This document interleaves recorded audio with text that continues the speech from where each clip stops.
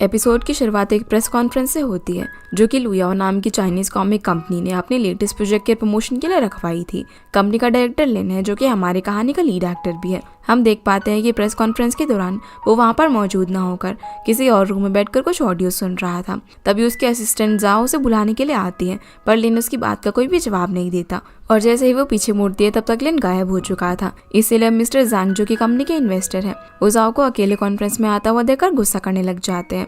जैंग फिर स्टेज पर जाकर लुयाओ के लेटेस्ट प्रोजेक्ट के लिए कहता है कि इस बार हमारी टीम ने इस प्रोजेक्ट के लिए फर्स्ट लाइन डबिंग एक्टर्स को बुलाया था, लेकिन जब मीडिया के सामने वो क्लिप दिखाई जाती है तो उसके अंदर कोई साउंड ही नहीं था, जिस बात पर सभी मीडिया वाले सवाल करने लग जाते हैं।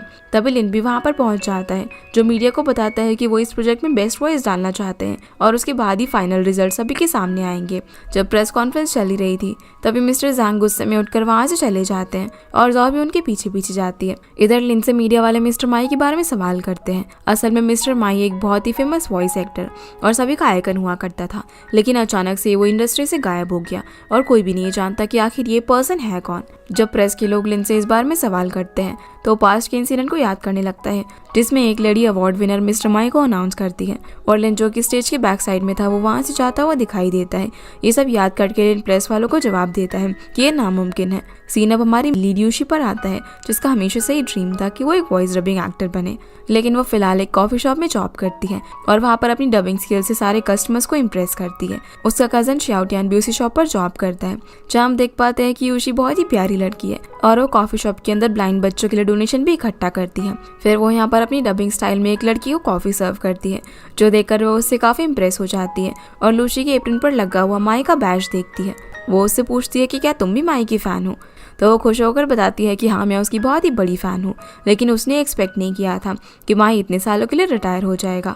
दूसरी तरफ प्रेस कॉन्फ्रेंस खत्म हो चुकी थी और जैंग काफ़ी गुस्से में था, तो जाओ उसे ये समझाने की कोशिश करती है कि इस नए प्रोजेक्ट की क्वालिटी रिक्वायरमेंट्स बहुत ही हाई है और वो उसे प्रेस कॉन्फ्रेंस कुछ वक्त के लिए ना करने के लिए कहती है क्योंकि इसका कंपनी की इमेज पर गलत असर पड़ रहा है।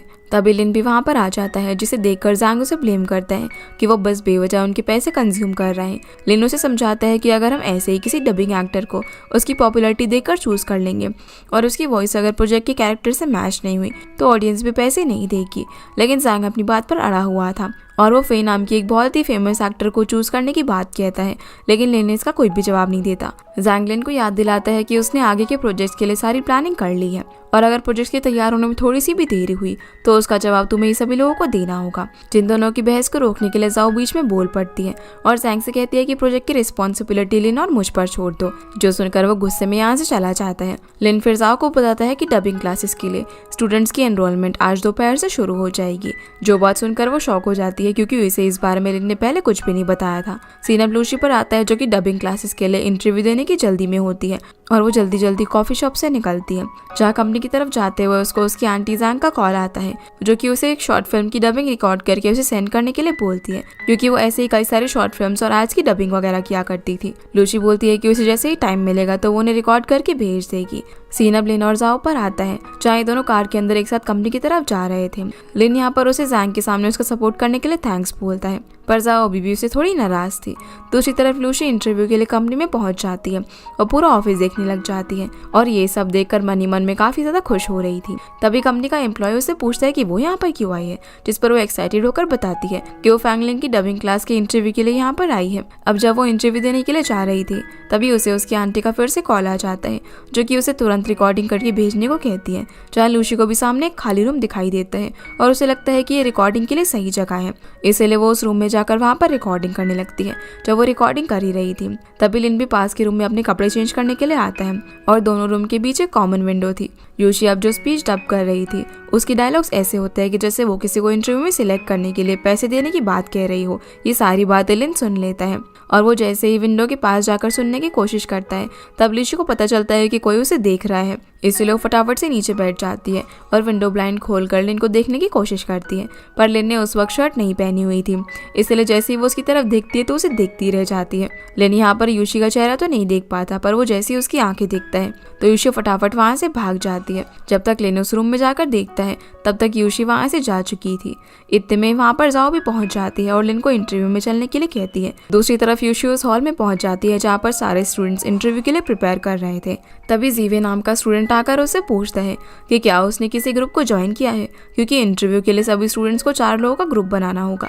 और यहाँ पर उसके कपड़े पहनने का स्टाइल देखकर वो उसे ये भी पूछता है कि क्या वो बाइसे की फैन है। तो यूशी बताती है कि वो बाइसे की नहीं बल्कि माई की फैन है, जो सुनकर जीवी कहता है कि वो कुछ साल पहले नेशनल आइकन था, लेकिन अब तो शायद वो मर चुका है। जो बात सुनकर यूशी काफी ज्यादा चिढ़ जाती है। तो जीवी उसे सवाल करता है कि भला वो अचानक से गायब क्यों हो गया, और यहाँ पर फिर वो खुद ही गेस करने लग जाता है कि उसने ना जरूर कर्जे की वजह से आत्महत्या कर ली होगी। जो सब सुनकर लूशी को बिल्कुल भी अच्छा नहीं लग रहा था और वो गुस्से में आ जाती है। वो उसे माई के बारे में ऐसी बकवास अफवाहें फैलाने से मना करती है। तो जीवी उसे याद दिलाता है कि जो कपड़े वो पहन कर आई है वो उनके साथ स्टूडियो की शर्ट के अंदर एंटर नहीं कर सकती, क्योंकि उसके कपड़ों पर लगी बीट्स एक दूसरे से टकराकर आवाज करेंगे, जो कि उसके इंटरव्यू की परफॉर्मेंस को अफेक्ट कर सकते हैं। ये बात सुनकर लूशी फटाफट से वेटिंग रूम में जाती है और अपना अपर जैकेट वहीं पर छोड़ देती है और अपनी टी शर्ट पर लगी बीट्स भी एक एक करके निकाल देती है। अगले सीन में हम देखते हैं कि इंटरव्यू चल रहा होता है और योशी भी रिकॉर्डिंग रूम में अपने ग्रुप की बाकी 3 स्टूडेंट्स के साथ खड़ी होती है। जीवे भी उसी ग्रुप में था, जहाँ योशी उसे कपड़ों के बारे में बताने के लिए थैंक्स कहती है। अब जैसे ही सभी स्टूडेंट्स इंटरव्यू देना शुरू करते हैं तो लिन यहाँ पर योशी को बीच में ही रोक देता है और उसे स्टूडियो से बाहर आने के लिए कहता है, क्योंकि वो उसकी आवाज को पहचान गया था। जहाँ लिन बिना उसे कोई रीजन दिए ये कहकर बाहर निकाल देता है कि अब वो एलिमिनेटेड है। योशी उससे पूछती है कि आखिर वो ऐसा क्यों कर रहा है। तभी लिन जवाब देता है कि क्या वो नहीं जानती कि इसका क्या रीजन है। ये बोलकर वो फिर से दरवाजा बंद कर देता है और योशी बाहर ही रह जाती है, क्योंकि उसे तो कुछ समझ ही नहीं आ रहा था। अगले सीन में सभी स्टूडेंट्स इंटरव्यू दे रहे थे, जहाँ योशी अभी भी वहीं पर बैठी हुई थी और लिन का इंतजार कर रही थी। इंटरव्यू खत्म हो चुका था तो लिन भी अपने घर के लिए निकल रहा था। अब जैसे योशी लिन को देखती है तो वो उसे दोबारा पूछती है कि उसने भला उसे एलिमिनेट क्यों किया। तो लिन उसे ये कहकर निकाल देता है कि फ्रैंकलिन झूठे लोगों को रिक्रूट नहीं करता। जिसकी ये बात सुनकर वो समझ जाती है कि जरूर कोई मिसअंडरस्टैंडिंग हुई है। अब योशी भागते भागते लिन के पीछे जाती है और उसे रुकने के लिए कहती है, लेकिन लिन नहीं रुकता। योशी यहाँ पर उसे वो रिकॉर्डिंग सुनाने की कोशिश करती है जो कि लिन ने सुनी थी, पर वो उसकी कोई भी बात सुनने के लिए तैयार नहीं था और अपनी कार में बैठकर जाने लगता है। उसी टाइम जब लिन अपनी कार का गेट बंद कर रहा था तो योशी की वुलन शर्ट का धागा भी उसकी कार की गेट में अटक जाता है। अब लिन जैसे ही कार लेकर आगे जाने लगता है तो इतने में योशी को पता चलता है कि उसकी शर्ट का धागा कार के साथ साथ निकले जा रहा है। ये देखकर वो जोर से चिल्लाती है और उसी जगह पर नीचे बैठ जाती है, जिसकी आवाज़ सुनते ही लिन जैसे उसे साइड मिरर में नीचे बैठा हुआ देखता है तो वो तुरंत अपनी गाड़ी रोक देता है। और जब वो तुरंत अपनी कार का गेट खोलता है तो वो सारा मामला समझ जाता है, इसलिए वो पूरा धागा रोल करते हुए उसके पास पहुंचता है। तभी योशी वो रिकॉर्डिंग स्टार्ट कर देती है और लिन को सुनाती है, पर वो तो अभी भी उसकी बात पर ध्यान नहीं देता और उससे पूछता है कि क्या उसके पास कोई और भी कपड़े हैं। तो योशी बताती है कि उसकी जैकेट वेटिंग रूम में रह गई है, इसलिए वो अपना कोट निकाल कर उसे पहना देता है। योशी अब यहाँ पर उसे दूसरा चांस मांगती है। वो लिन से कहती है कि वो गिव अप नहीं करना चाहती, लेकिन लिन उसे कहता है कि अब कुछ नहीं हो सकता क्योंकि सारी सीट्स ऑलरेडी फुल हो चुकी है। जो सुनकर वो थोड़ी सी अपसेट हो जाती है। लिन फिर उसके कपड़े लेने के लिए ऑफिस में जाता है। तब योशी डबिंग करना शुरू कर देती है। अब पहले तो लिन उसे रोकने की कोशिश करता है, लेकिन जब वो नहीं रुकती तो लिन भी उसकी डबिंग सुनने लग जाता है और एक एक करके उसकी कमियां निकालता है, जो देखकर वो बार बार इम्प्रूव करके डबिंग करती है। लिन उससे पूछता है कि आखिर तुम्हें डबिंग पसंद क्यों है। लूशी बोलती है कि वो अपनी बेस्ट वॉइस इस इंडस्ट्री को देना चाहती है, जो सुनकर लिन भी कहता है कि वो इस बारे में सोचेगा। इसके बाद वो अपनी कार में उसे उसकी कॉफी शॉप तक छोड़ने के लिए जाता है, जहाँ योशी फिर से उससे पूछती है कि क्या उसके पास अभी भी कोई चांस है, पर लिन उसे कोई जवाब नहीं देता और अपनी कार का मिरर बंद कर देता है। इसीलिए योशी शॉप की तरफ चली जाती है तो लिन भी वहाँ से जाने लगता है, पर आगे एक ट्रक सामान लोड कर रहा था, इसी वजह से लिन को वहीं पर रुकना पड़ जाता है। तभी उसकी नज़र योशी की कॉफी शॉप पर पड़ती है और उसमें रखे डोनेशन बॉक्स पर भी। लिन फिर योशी को कस्टमर्स को अपने डबिंग स्टाइल में ऑर्डर सर्व करते हुए देखता है और वहीं पर खड़ा होकर कुछ सोचता है, पर फिर वो अपने घर के लिए निकल जाता है। इसके बाद रास्ते में वो जाओ को कॉल करके कहता है कि मैं डबिंग क्लास की सीट्स को इंक्रीज करना चाहता हूँ, पर जाओ उसे मना कर देती है क्योंकि सीट्स ऑलरेडी फुल हो चुकी थी। तो लिन उससे पूछता है कि क्या कंपनी में कोई और वैकेंसी खाली नहीं है। जिसके बाद हम योशी को खुशी से जोर से चिल्लाते और उछलते हुए देखते हैं। वो शाओटियन को बताती है कि कंपनी ने उसे एक्सेप्ट कर लिया है। ये बताकर उसे खुशी से झूमने लग जाती है, पर शाओटियन उसकी ये बात मानने को बिल्कुल भी तैयार नहीं था। तब योशी उसे बताती है कि उसे वॉइस एक्ट्रेस नहीं बल्कि फ्रंट डेस्क की जॉब दी गई है। तो शाओटियन कहता है कि वो यही डिजर्व करती है, पर योशी उसे कॉन्फिडेंट होकर बोलती है कि उसे कंपनी में जाने का मौका मिल गया है, मतलब कि अब उसकी डबिंग एक्ट्रेस बनने का सपना जरूर पूरा होगा। इतने में वहाँ पर कॉफी शॉप की ओनर जोंग जी आ जाती है, वो यूशी को कॉन्ग्रेचुलेट करती है, लेकिन वो इस बात से थोड़ी सी उदास भी थी कि अब वो यहाँ पर काम नहीं करेगी। तो यूशी उनसे फ्यूचर में भी कॉफ़ी शॉप पर पार्ट टाइम जॉब करने की बात कहती है, जिस पर वो भी उसे खुशी खुशी हाँ कर देती है, क्योंकि उसी की वजह से उनकी कॉफ़ी शॉप को काफ़ी पॉपुलैरिटी मिली थी। अगले सीन में यूशी अपनी टी शर्ट से निकले हुए बीट्स गिन रही थी। तभी उसे वो मोमेंट याद आता है जब लिन ने उसे अपना कोट पहनाया था, और वो ये सब सोचकर मन ही मन काफ़ी खुश हो रही थी। इसके बाद वो अपने रूम में बनाए हुए माई के कलेक्शन को देखती है और वो उससे ऐसे बात करती है जैसे कि वो उसके सामने हो। तभी वो उस मोमेंट को याद करती है जब वो माई के लिए एज अ फैन एक मीटिंग में चेयर करने के लिए गई थी। सीन अब लिन पर आता है जो कि कुछ बुक्स को देखकर कुछ सोच रहा था।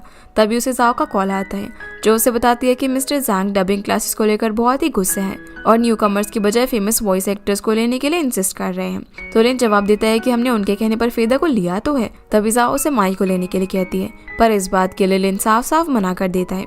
अब अगले दिन यूशी ऑफिस के लिए निकल जाती है और पूरे रास्ते वो काफ़ी एक्साइटेड नज़र आ रही थी। जब वो ऑफिस पहुंचती है तो वहाँ पर उसे कोई भी नज़र नहीं आता।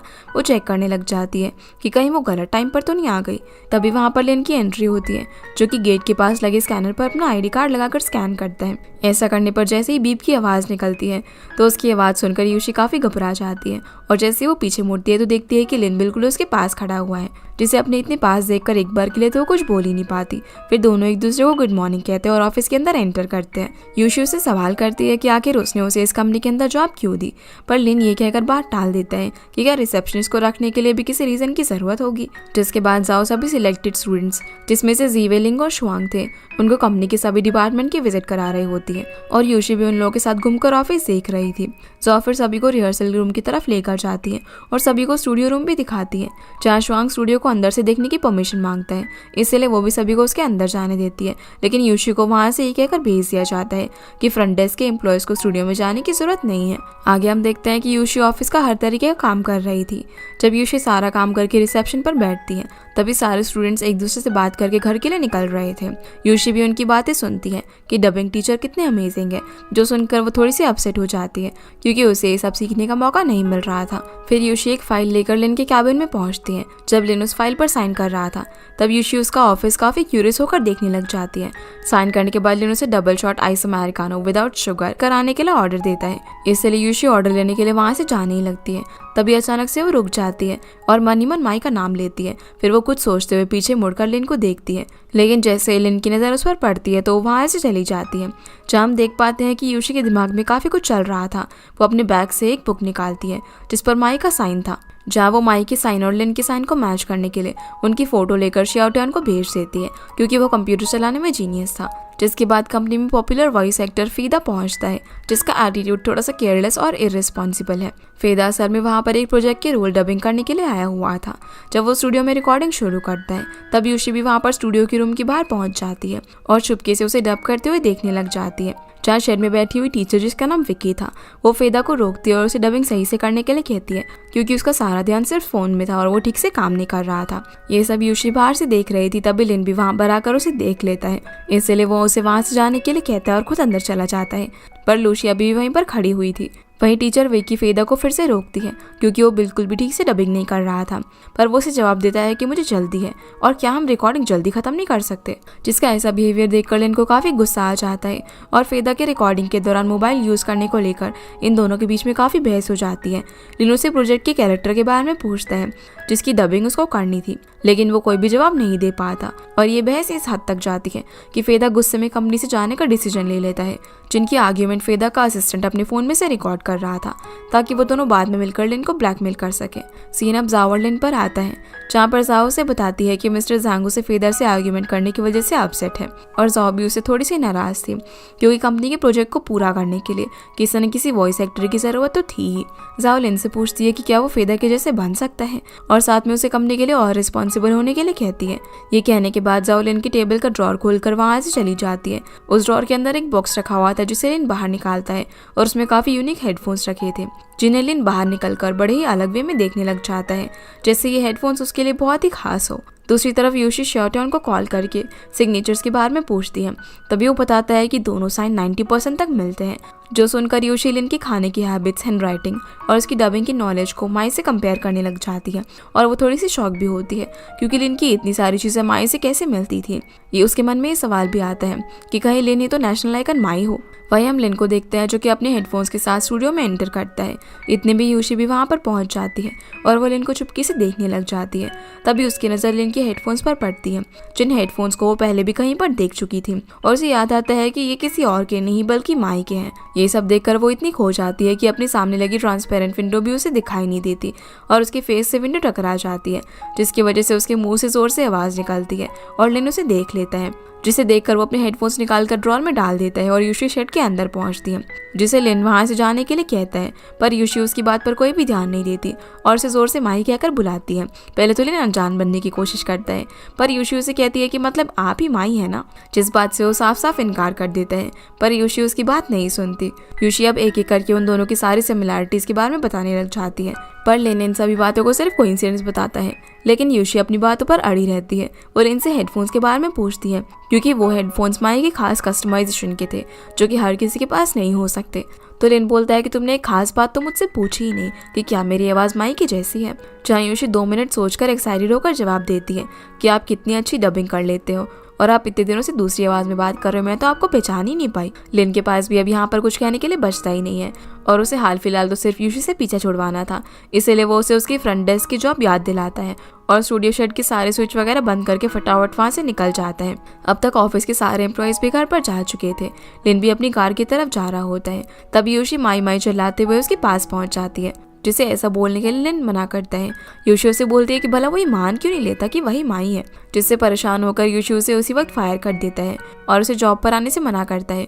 ये बोलकर वो अपनी कार की तरफ जाता है, पर यूशी उसे कार में बैठने ही नहीं देती। अब यूशी उसे लिन की बजाय माई कह रही थी क्योंकि उसे पूरा यकीन था कि वही माई है। वो उससे पूछती है कि वो इतने सालों से कहाँ था और वो उसे बोलने लग जाती है कि उसे पूरा यकीन था कि माई एकदम सही सलामत है। लिन यहाँ पर उसे थैंक यू कहकर वहाँ से जाने के लिए कहता है, लेकिन यूशी उसे दोबारा से रोककर उसे अपने वीचैट पर ऐड करने की रिक्वेस्ट करती है और लिन को उसकी बात माननी पड़ती है। यूशी फिर लिन को फनी वे में ब्लैकमेल करके फिर से जॉब पर रखने के लिए भी कहती है और लिन भी परेशान होकर उसे हाँ कर देता है, जो सुनकर यूशी खुशी से उछल पड़ती है।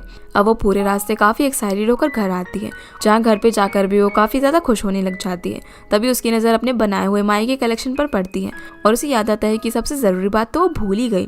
तभी वो लिन को मैसेज करती है कि वो उसे एज अ टीचर वर्शिप करना चाहती है। दूसरी तरफ लिन अपने घर पर कॉमिक्स से रिलेटेड कैरेक्टर ड्रॉ करने की कोशिश कर रहा था। तभी उसे यूशी का मैसेज आता है, जिसे देखकर वो अपनी पास्ट मेमोरीज को याद करने लग जाता है, जिसमें उसे एक कंपनी के डायरेक्टर कह रहे थे कि तुमने बहुत से फैंस खो दिए हैं।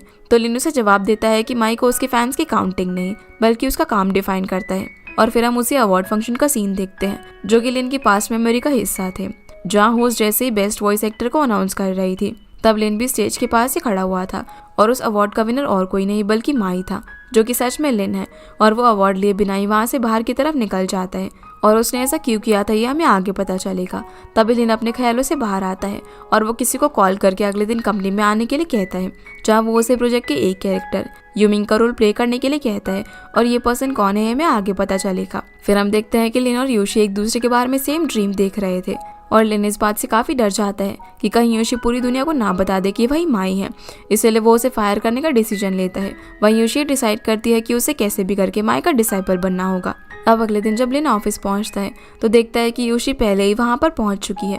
वो यूशी से दूर रहने की कोशिश करता है, लेकिन वो तो उसे इम्प्रेस करने के लिए उसके पीछे पीछे जाती है क्योंकि उसे उसका डिसाइपल बनना था। यूशी अब बैठे बैठे यही सोच रही थी कि भला उसे डबिंग क्लासेस में एंट्री कब मिलेगी।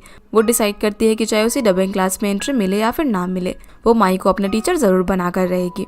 यूशी अब शाओटान को मैसेज करके पूछती है कि मैं ऐसा क्या करूं कि मेरा बॉस मुझे अपना स्टूडेंट बना ले। तो शाओटान उसे एक स्टोरी की स्क्रिप्ट सेंड करते हैं, जिसमें एक लड़की की फ्रंट डेस्क एम्प्लॉय से शॉप ओनर की वाइफ बनने की स्टोरी होती है। यूशी फिर एक एम्प्लॉय को ये प्रिंट करने के लिए कहती है और जब वो प्रिंट लेने के लिए जा रही थी तभी वो देखती है कि लिन भी उसी तरफ जा रहा है।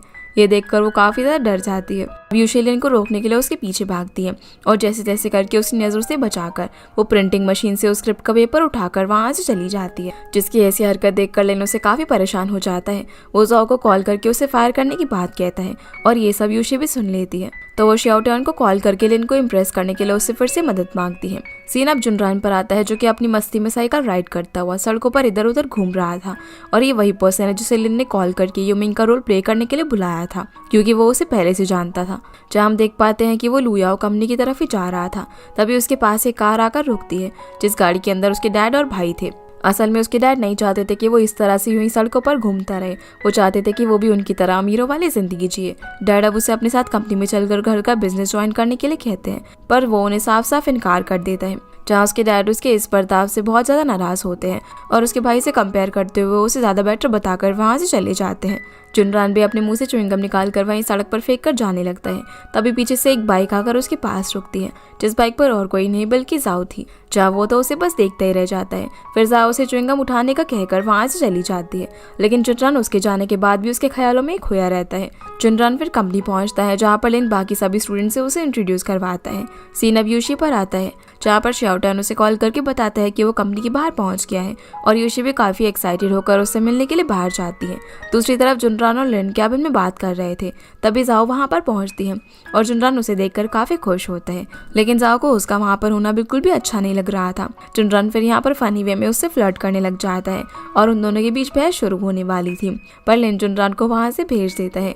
यहाँ लिन यूशी को फायर करने की बात कह रहा था। तभी वो हंसते हुए उसे जवाब देती है कि इस बार में मैं तुम्हारी कोई मदद नहीं कर सकती और उसे बाहर जाकर उसे देखने के लिए कहती है। अब जैसे वो बाहर आकर देखता है तो यूशी ने पूरे ऑफिस के अंदर आर्टिफिशियल वीट प्लांट लगा रही होती है क्योंकि वीट माई की प्रोजेक्ट वीट विदाउट फील्ड्स का हिस्सा थे। इसलिए यूशी वीट लगाकर लिन को इम्प्रेस करने की कोशिश कर रही थी। जिसकी ये सब हरकतों से परेशान होकर लिन उससे पूछता है कि आखिर वो चाहती क्या है। तभी यूशी उसे अपना टीचर बनाने और उसे डबिंग सिखाने की विश उससे बताती है लेकिन लिन उसे मना कर देता है। जिसके बाद हम सभी स्टूडेंट्स को शेड में बैठा हुआ देखते हैं और वो लोग टीचर्स की डबिंग सुन रहे थे। लिन भी वहां पर पहुंच जाता है और यूशी भी एक फाइल में लिन की साइन करवाने के लिए पहुंचती है। अब जैसे ही डबिंग क्लास खत्म होती है तो लिन स्टूडेंट से पूछता है कि उन्होंने आज क्लास में क्या सीखा तो सारे स्टूडेंट्स कोई खास जवाब नहीं दे पाते। जहाँ लूसी अपना पॉइंट ऑफ व्यू रखने के लिए उससे परमिशन मांगती है क्योंकि वो उस क्लास का हिस्सा नहीं थी। जैसे वो परमिशन देता है तो लिन जिस तरह से टीचर्स की डबिंग के बारे में बताती है ये सुनकर लिन काफी हैरान रह जाता है। जाओ फिर जब लिन के कैबिन में आती है तो वो काफी परेशान दिख रही थी। वो लिन को वीडियो भेजती है जो कि फेदा के असिस्टेंट ने रिकॉर्ड किया था लेकिन ये वीडियो पूरी एडिट की गई थी जिसमें लिन फेदा का अपने हिसाब से यूज कर रहा था ऐसा दिखाया गया था। जिस वीडियो को वो इग्नोर करने के लिए कह देता है। तभी जाओ को मिस्टर जैंग का कॉल आता है और वो लिन से बोलते हैं कि फेदा को जो रोल दिया था वो उसे वापस देने के लिए इंसिस्ट करते हैं लेकिन लिन उसकी बात को मना कर देता है। शाम के वक्त शाओटियान कंपनी के बाहर पहुंच जाता है जहाँ पर लूसी उसे काफी परेशान दिखाई देती है। वो उसे वो वीडियो दिखाती है तो शाओटियान उसे बताता है कि बाहर बहुत सारे रिपोर्टर्स भी आए हुए हैं। उसी वक्त लिन भी घर जाने के लिए निकल रहा था। वो जैसे ही बाहर पहुंचता है तो सारे रिपोर्टर्स उसे घेर लेते हैं और उसे उस वीडियो के बारे में सवाल जवाब करने लगते हैं। तभी यूशी भी वहां पर आ जाती है और लिन को अपने साथ चलने को कहती है। वो लिन का हाथ पकड़कर एक तरफ भागने लग जाती है और सारे रिपोर्टर्स भी उसके पीछे पीछे भागते हैं पर ये दोनों जैसे तैसे करके उन सभी से पीछे छुड़वाते हैं। यूशी फिर लिन की हेल्प करने के बदले में उसे रिक्वेस्ट करती है कि वो उसे एज अ टीचर वर्शिप करने दे। एक बार के लिए तो लिन उसे मना कर देता है पर फिर मजबूरी में उसे हाँ बोलना ही पड़ता है। जो बात सुनकर यूशी इतनी ज्यादा खुश हो जाती है कि वो लिन को गले लगा लेती है। सीन अब लिन के घर का आता है जहाँ पर वो कॉमिक कैरेक्टर ड्रॉ कर रहा था। तभी उसे यूशी का गुड नाइट मास्टर का मैसेज आता है। दूसरी तरफ शाओटान और यूशी फेदा के बारे में पता लगा रहे थे ताकि वो लिन की मदद कर सके। शाओटान अपनी नॉलेज यूज करके फेदा की डेटिंग सॉफ्टवेयर के रिकॉर्ड निकालता है। तभी उसे पता चलता है कि फेदा एक वक्त पर एक साथ 4 लड़कियों से बात कर रहा था। अब अगले दिन जब फेदा और उसका असिस्टेंट लुयाओ कंपनी में पहुंचते हैं और लिन को फेदा से बदतमीजी करने की गलती को एक्सेप्ट करने के लिए कहते हैं। साथ ही साथ फेदा यहाँ पर लिन को सब कुछ भूलकर वापस से उसे कैरेक्टर का रोल देने के लिए भी कहता है। तभी लिन उसे वो वीडियो दिखाता है पर उस वीडियो को देखकर फेदा तो ऐसे अनजान बनने लग जाता है जैसे कि उसका इस सबसे कोई लेना देना ही ना हो। तभी यूशी भी वहां पर पहुंच जाती है और वो आकर सबके सामने उसकी पोल खोल देती है और उसकी इन्फॉर्मेशन को पब्लिक में लीक करने की धमकी भी देती है। जिस बात से उसका असिस्टेंट काफी डर जाता है क्योंकि उसे समझ आ गया था कि वो लोग पकड़े जा चुके हैं। लिन भी अब ये इन्फॉर्मेशन लीक ना करने के बदले में फेदा के असिस्टेंट से एडिटेड वीडियो डिलीट करने और कंपनी से ऑफिशियली माफी मांगने के लिए कहता है। और साथ में वो फेदा से मिस्टर ज़ांग को ये कहने के लिए कहता है कि वो खुद अपनी मर्जी से इस कैरेक्टर का रोल छोड़ रहा है, जो सब देखकर वो काफ़ी गुस्से में आ जाता है। पर उसका असिस्टेंट लिन की बात मान लेता है और साथ ही अपने फ़ोन से लिन की वीडियो भी डिलीट कर देता है। अब जो फेदा और उसका असिस्टेंट वहाँ से जाने लगते हैं, तब फेदा यहाँ पर यूशी का फ़ोन छीनने की कोशिश करता है, जहाँ लिन उसका हाथ पकड़ लेता है और उसे कहता है कि अगर उसने यूशी को छूने की कोशिश भी की ना तो वो उसे नहीं छोड़ेगा। इसीलिए अब ये दोनों यहाँ से चले जाते हैं।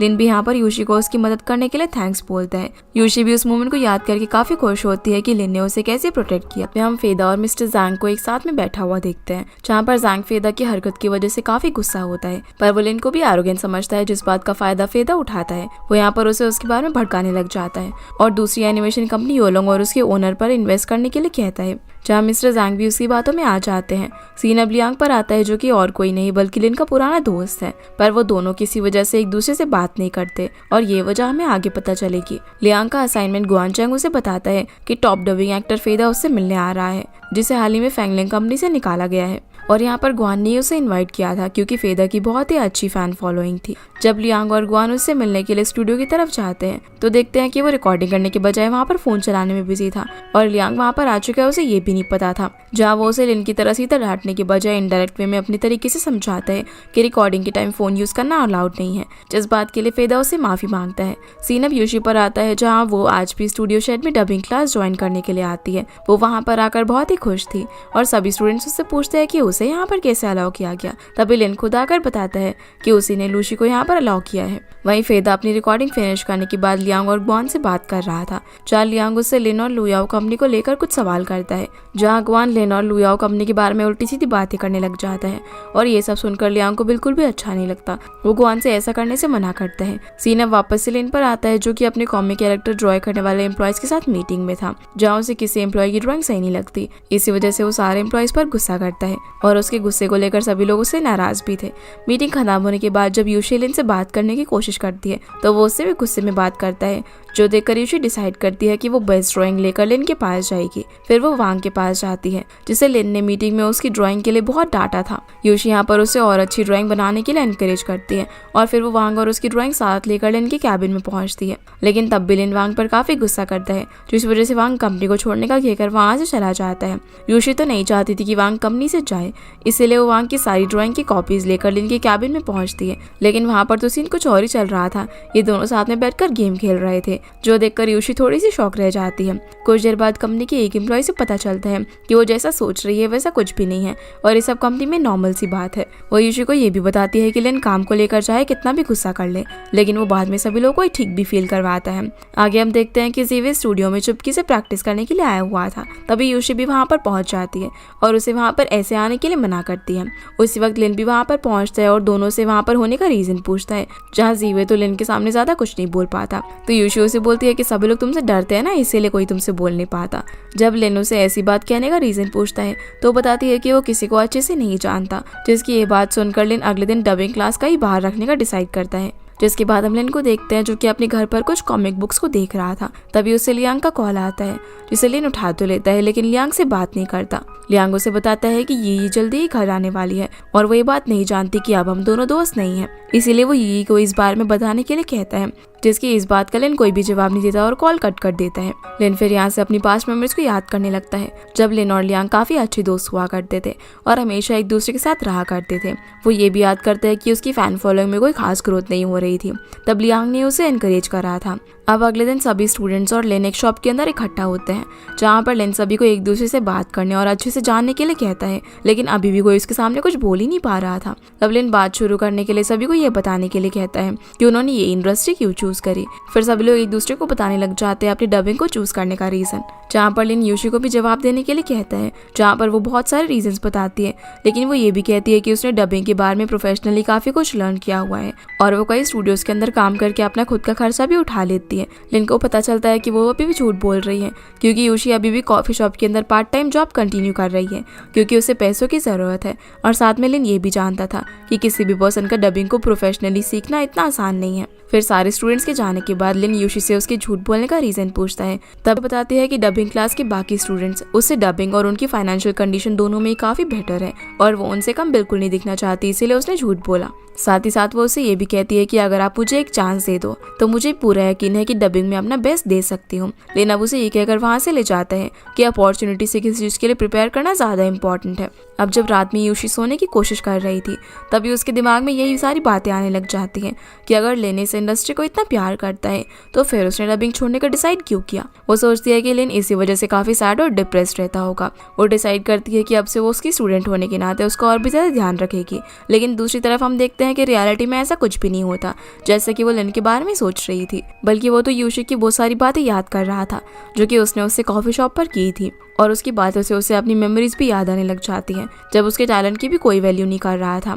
लेकिन अब यहाँ पर यूशी में खुद की झलक देखता है कि कैसे वो भी यूशी की तरह इस बात के लिए पूरा श्योर था कि चाहे कुछ भी हो जाए और कोई कुछ भी कहे वो डबिंग को कभी नहीं छोड़ेगा और अपना बेस्ट देकर रहेगा। अगले दिन लेन यूशी को अपने पास बुलाता है और वो उसकी डेडिकेशन देखकर उसे डबिंग एक्टर बनाने का एक चांस देने का डिसाइड करता है, जो जानकर यूशी काफी खुश होती है।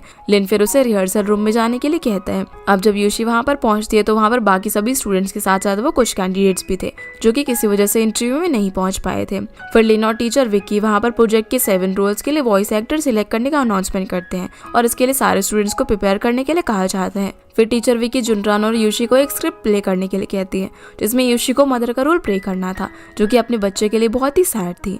अब यूशी अपनी परफॉर्मेंस में सैड फीलिंग नहीं ला पा रही थी जिस वजह से टीचर विक्की उसे फिर से प्रिपेयर करने के लिए बोलती है। तो यूशी अपनी परफॉर्मेंस को लेकर थोड़ी सी अपसेट हो जाती है क्योंकि उसे नहीं लग रहा था कि उसकी परफॉर्मेंस बिल्कुल भी अच्छी होगी। सीन अब जुनरान और उसके भाई पर आता है जहाँ वो किसी होटल में बैठकर बात कर रहे थे। जुनरान का भाई उसे एक गिफ्ट देता है जो कि उसके डैड ने ही भेजा था क्योंकि उसके डैड नहीं चाहते थे कि जुनरान उनके बर्थडे पर सबके सामने कोई नॉर्मल सा गिफ्ट दे, जो बात उसको बिल्कुल भी अच्छी नहीं लगती। उसके डैड और उसका भाई उसे कहते हैं कि अगर तुम अपनी जॉब को लेकर खुश नहीं हो तो तुम फिर से घर का बिजनेस ज्वाइन कर सकते हो। तभी हम देखते हैं कि जाओ भी वहाँ पर किसी मीटिंग के सिलसिले में आई हुई थी जो कि उन लोगों की बातों को सुन लेती है। और जुनरान के डैड की नज़रों में एनिमेशन इंडस्ट्री की कोई खास वैल्यू नहीं थी, जो बात जाओ को बिल्कुल भी अच्छी नहीं लगती। इसलिए वो जुनरान के भाई को कंट्री में एनिमेशन इंडस्ट्री की करंट ग्रोथ के बारे में बताती है। साथ में जुनरान को भी एक अच्छा वॉइस एक्टर बताती है क्योंकि वो नहीं चाहती थी कि कोई भी पर्सन इस इंडस्ट्री में काम कर रहे लोगों को कम समझे। अब जब जाओ वहाँ से जाने लगती है तो जुनरान भी उसके पीछे पीछे जाता है और जाओ को उसकी तारीफ करने के लिए थैंक्स बोलता है, लेकिन वो हमेशा की तरह उसे इग्नोर करके वहाँ से चली जाती है। सीन अब यूशी पर आता है जहाँ वो जबरदस्ती सैड होने की प्रैक्टिस कर रही थी। तभी लिन उसे समझाता है कि डबिंग में रियल फीलिंग्स का यूज करना होता है, पर यहाँ पर उसे उसकी बात कुछ खास समझ में नहीं आती। वो अपने फोन में सैड कैसे रहे इस बारे में सर्च कर रही थी, जहाँ उसे सजेशन मिलता है कि अगर हमें किसी चीज़ को अवॉइड करें या फिर सैक्रिफाइस करें तो हम सैड फील करने लगते हैं। और इस चक्कर में यूशी अपना खाना छोड़ने का डिसाइड करती है। वो पूरा दिन कुछ भी नहीं खाती है। सीन अब लिन पर आता है जो कि अपने घर पर रोज की तरह स्केच ड्रॉ करने की कोशिश कर रहा था। तभी उसे यूशी का मैसेज आता है जहाँ वो उससे पूछती है कि क्या उसकी लाइफ में कभी ऐसा हुआ है जिससे वो काफी सैड हुआ हो। जिसका ये मैसेज पढ़कर वो अपने पास्ट के इंसिडेंट को याद करने लगता है, जहाँ टेबल पर कुछ रिपोर्ट्स रखी हुई थी और लिन एक डॉक्टर के साथ बैठा हुआ था जो सब कुछ याद करके वो थोड़ा बेचैन हो जाता है और वो यूशी के इस मैसेज का कोई भी जवाब नहीं देता, बस उसे गुड नाइट का मैसेज सेंड कर देता है। अगले दिन अब सारे स्टूडेंट्स रिहर्सल रूम में अपने टेस्ट के लिए प्रिपेयर कर रहे थे और जब टेस्ट शुरू होता है तो यूशी अपने ग्रुप के साथ स्टूडियो में डबिंग करने के लिए जाती है, जहाँ वो डबिंग करने से पहले ही बेहोश होकर गिर जाती है। और जब लिन को पता चलता है कि यूशी ने सैड रहने के लिए खुद को भूखा रखा तो वो उसे ऐसा करने के लिए बहुत ही डांटने लगता है।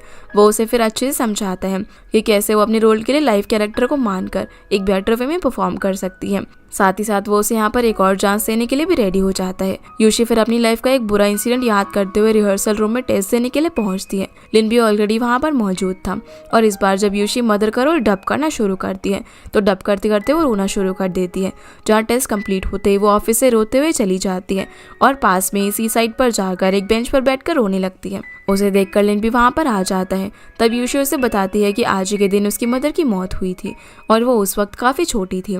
लिन यहाँ पर उसे कंसोल करता है, साथ ही उसकी परफॉर्मेंस के लिए कॉम्प्लीमेंट भी करता है। वो उसे समझाता है कि एक अच्छा डबिंग एक्टर होने के लिए आपको क्विकली हर रोल को प्ले करना आना चाहिए और सेम लाइफ के अंदर भी हमें जल्दी जल्दी रोल प्ले करना पड़ता है। जो बात उसे बताते ही लिन अपने पास की बातें याद करने लग जाता है। जब डॉक्टर उसे बताते हैं कि उसे किसी टाइप का कैंसर हो गया है जो कि पहली स्टेज पर है, वो उसे जल्दी सर्जरी करवाने के लिए कह देते हैं।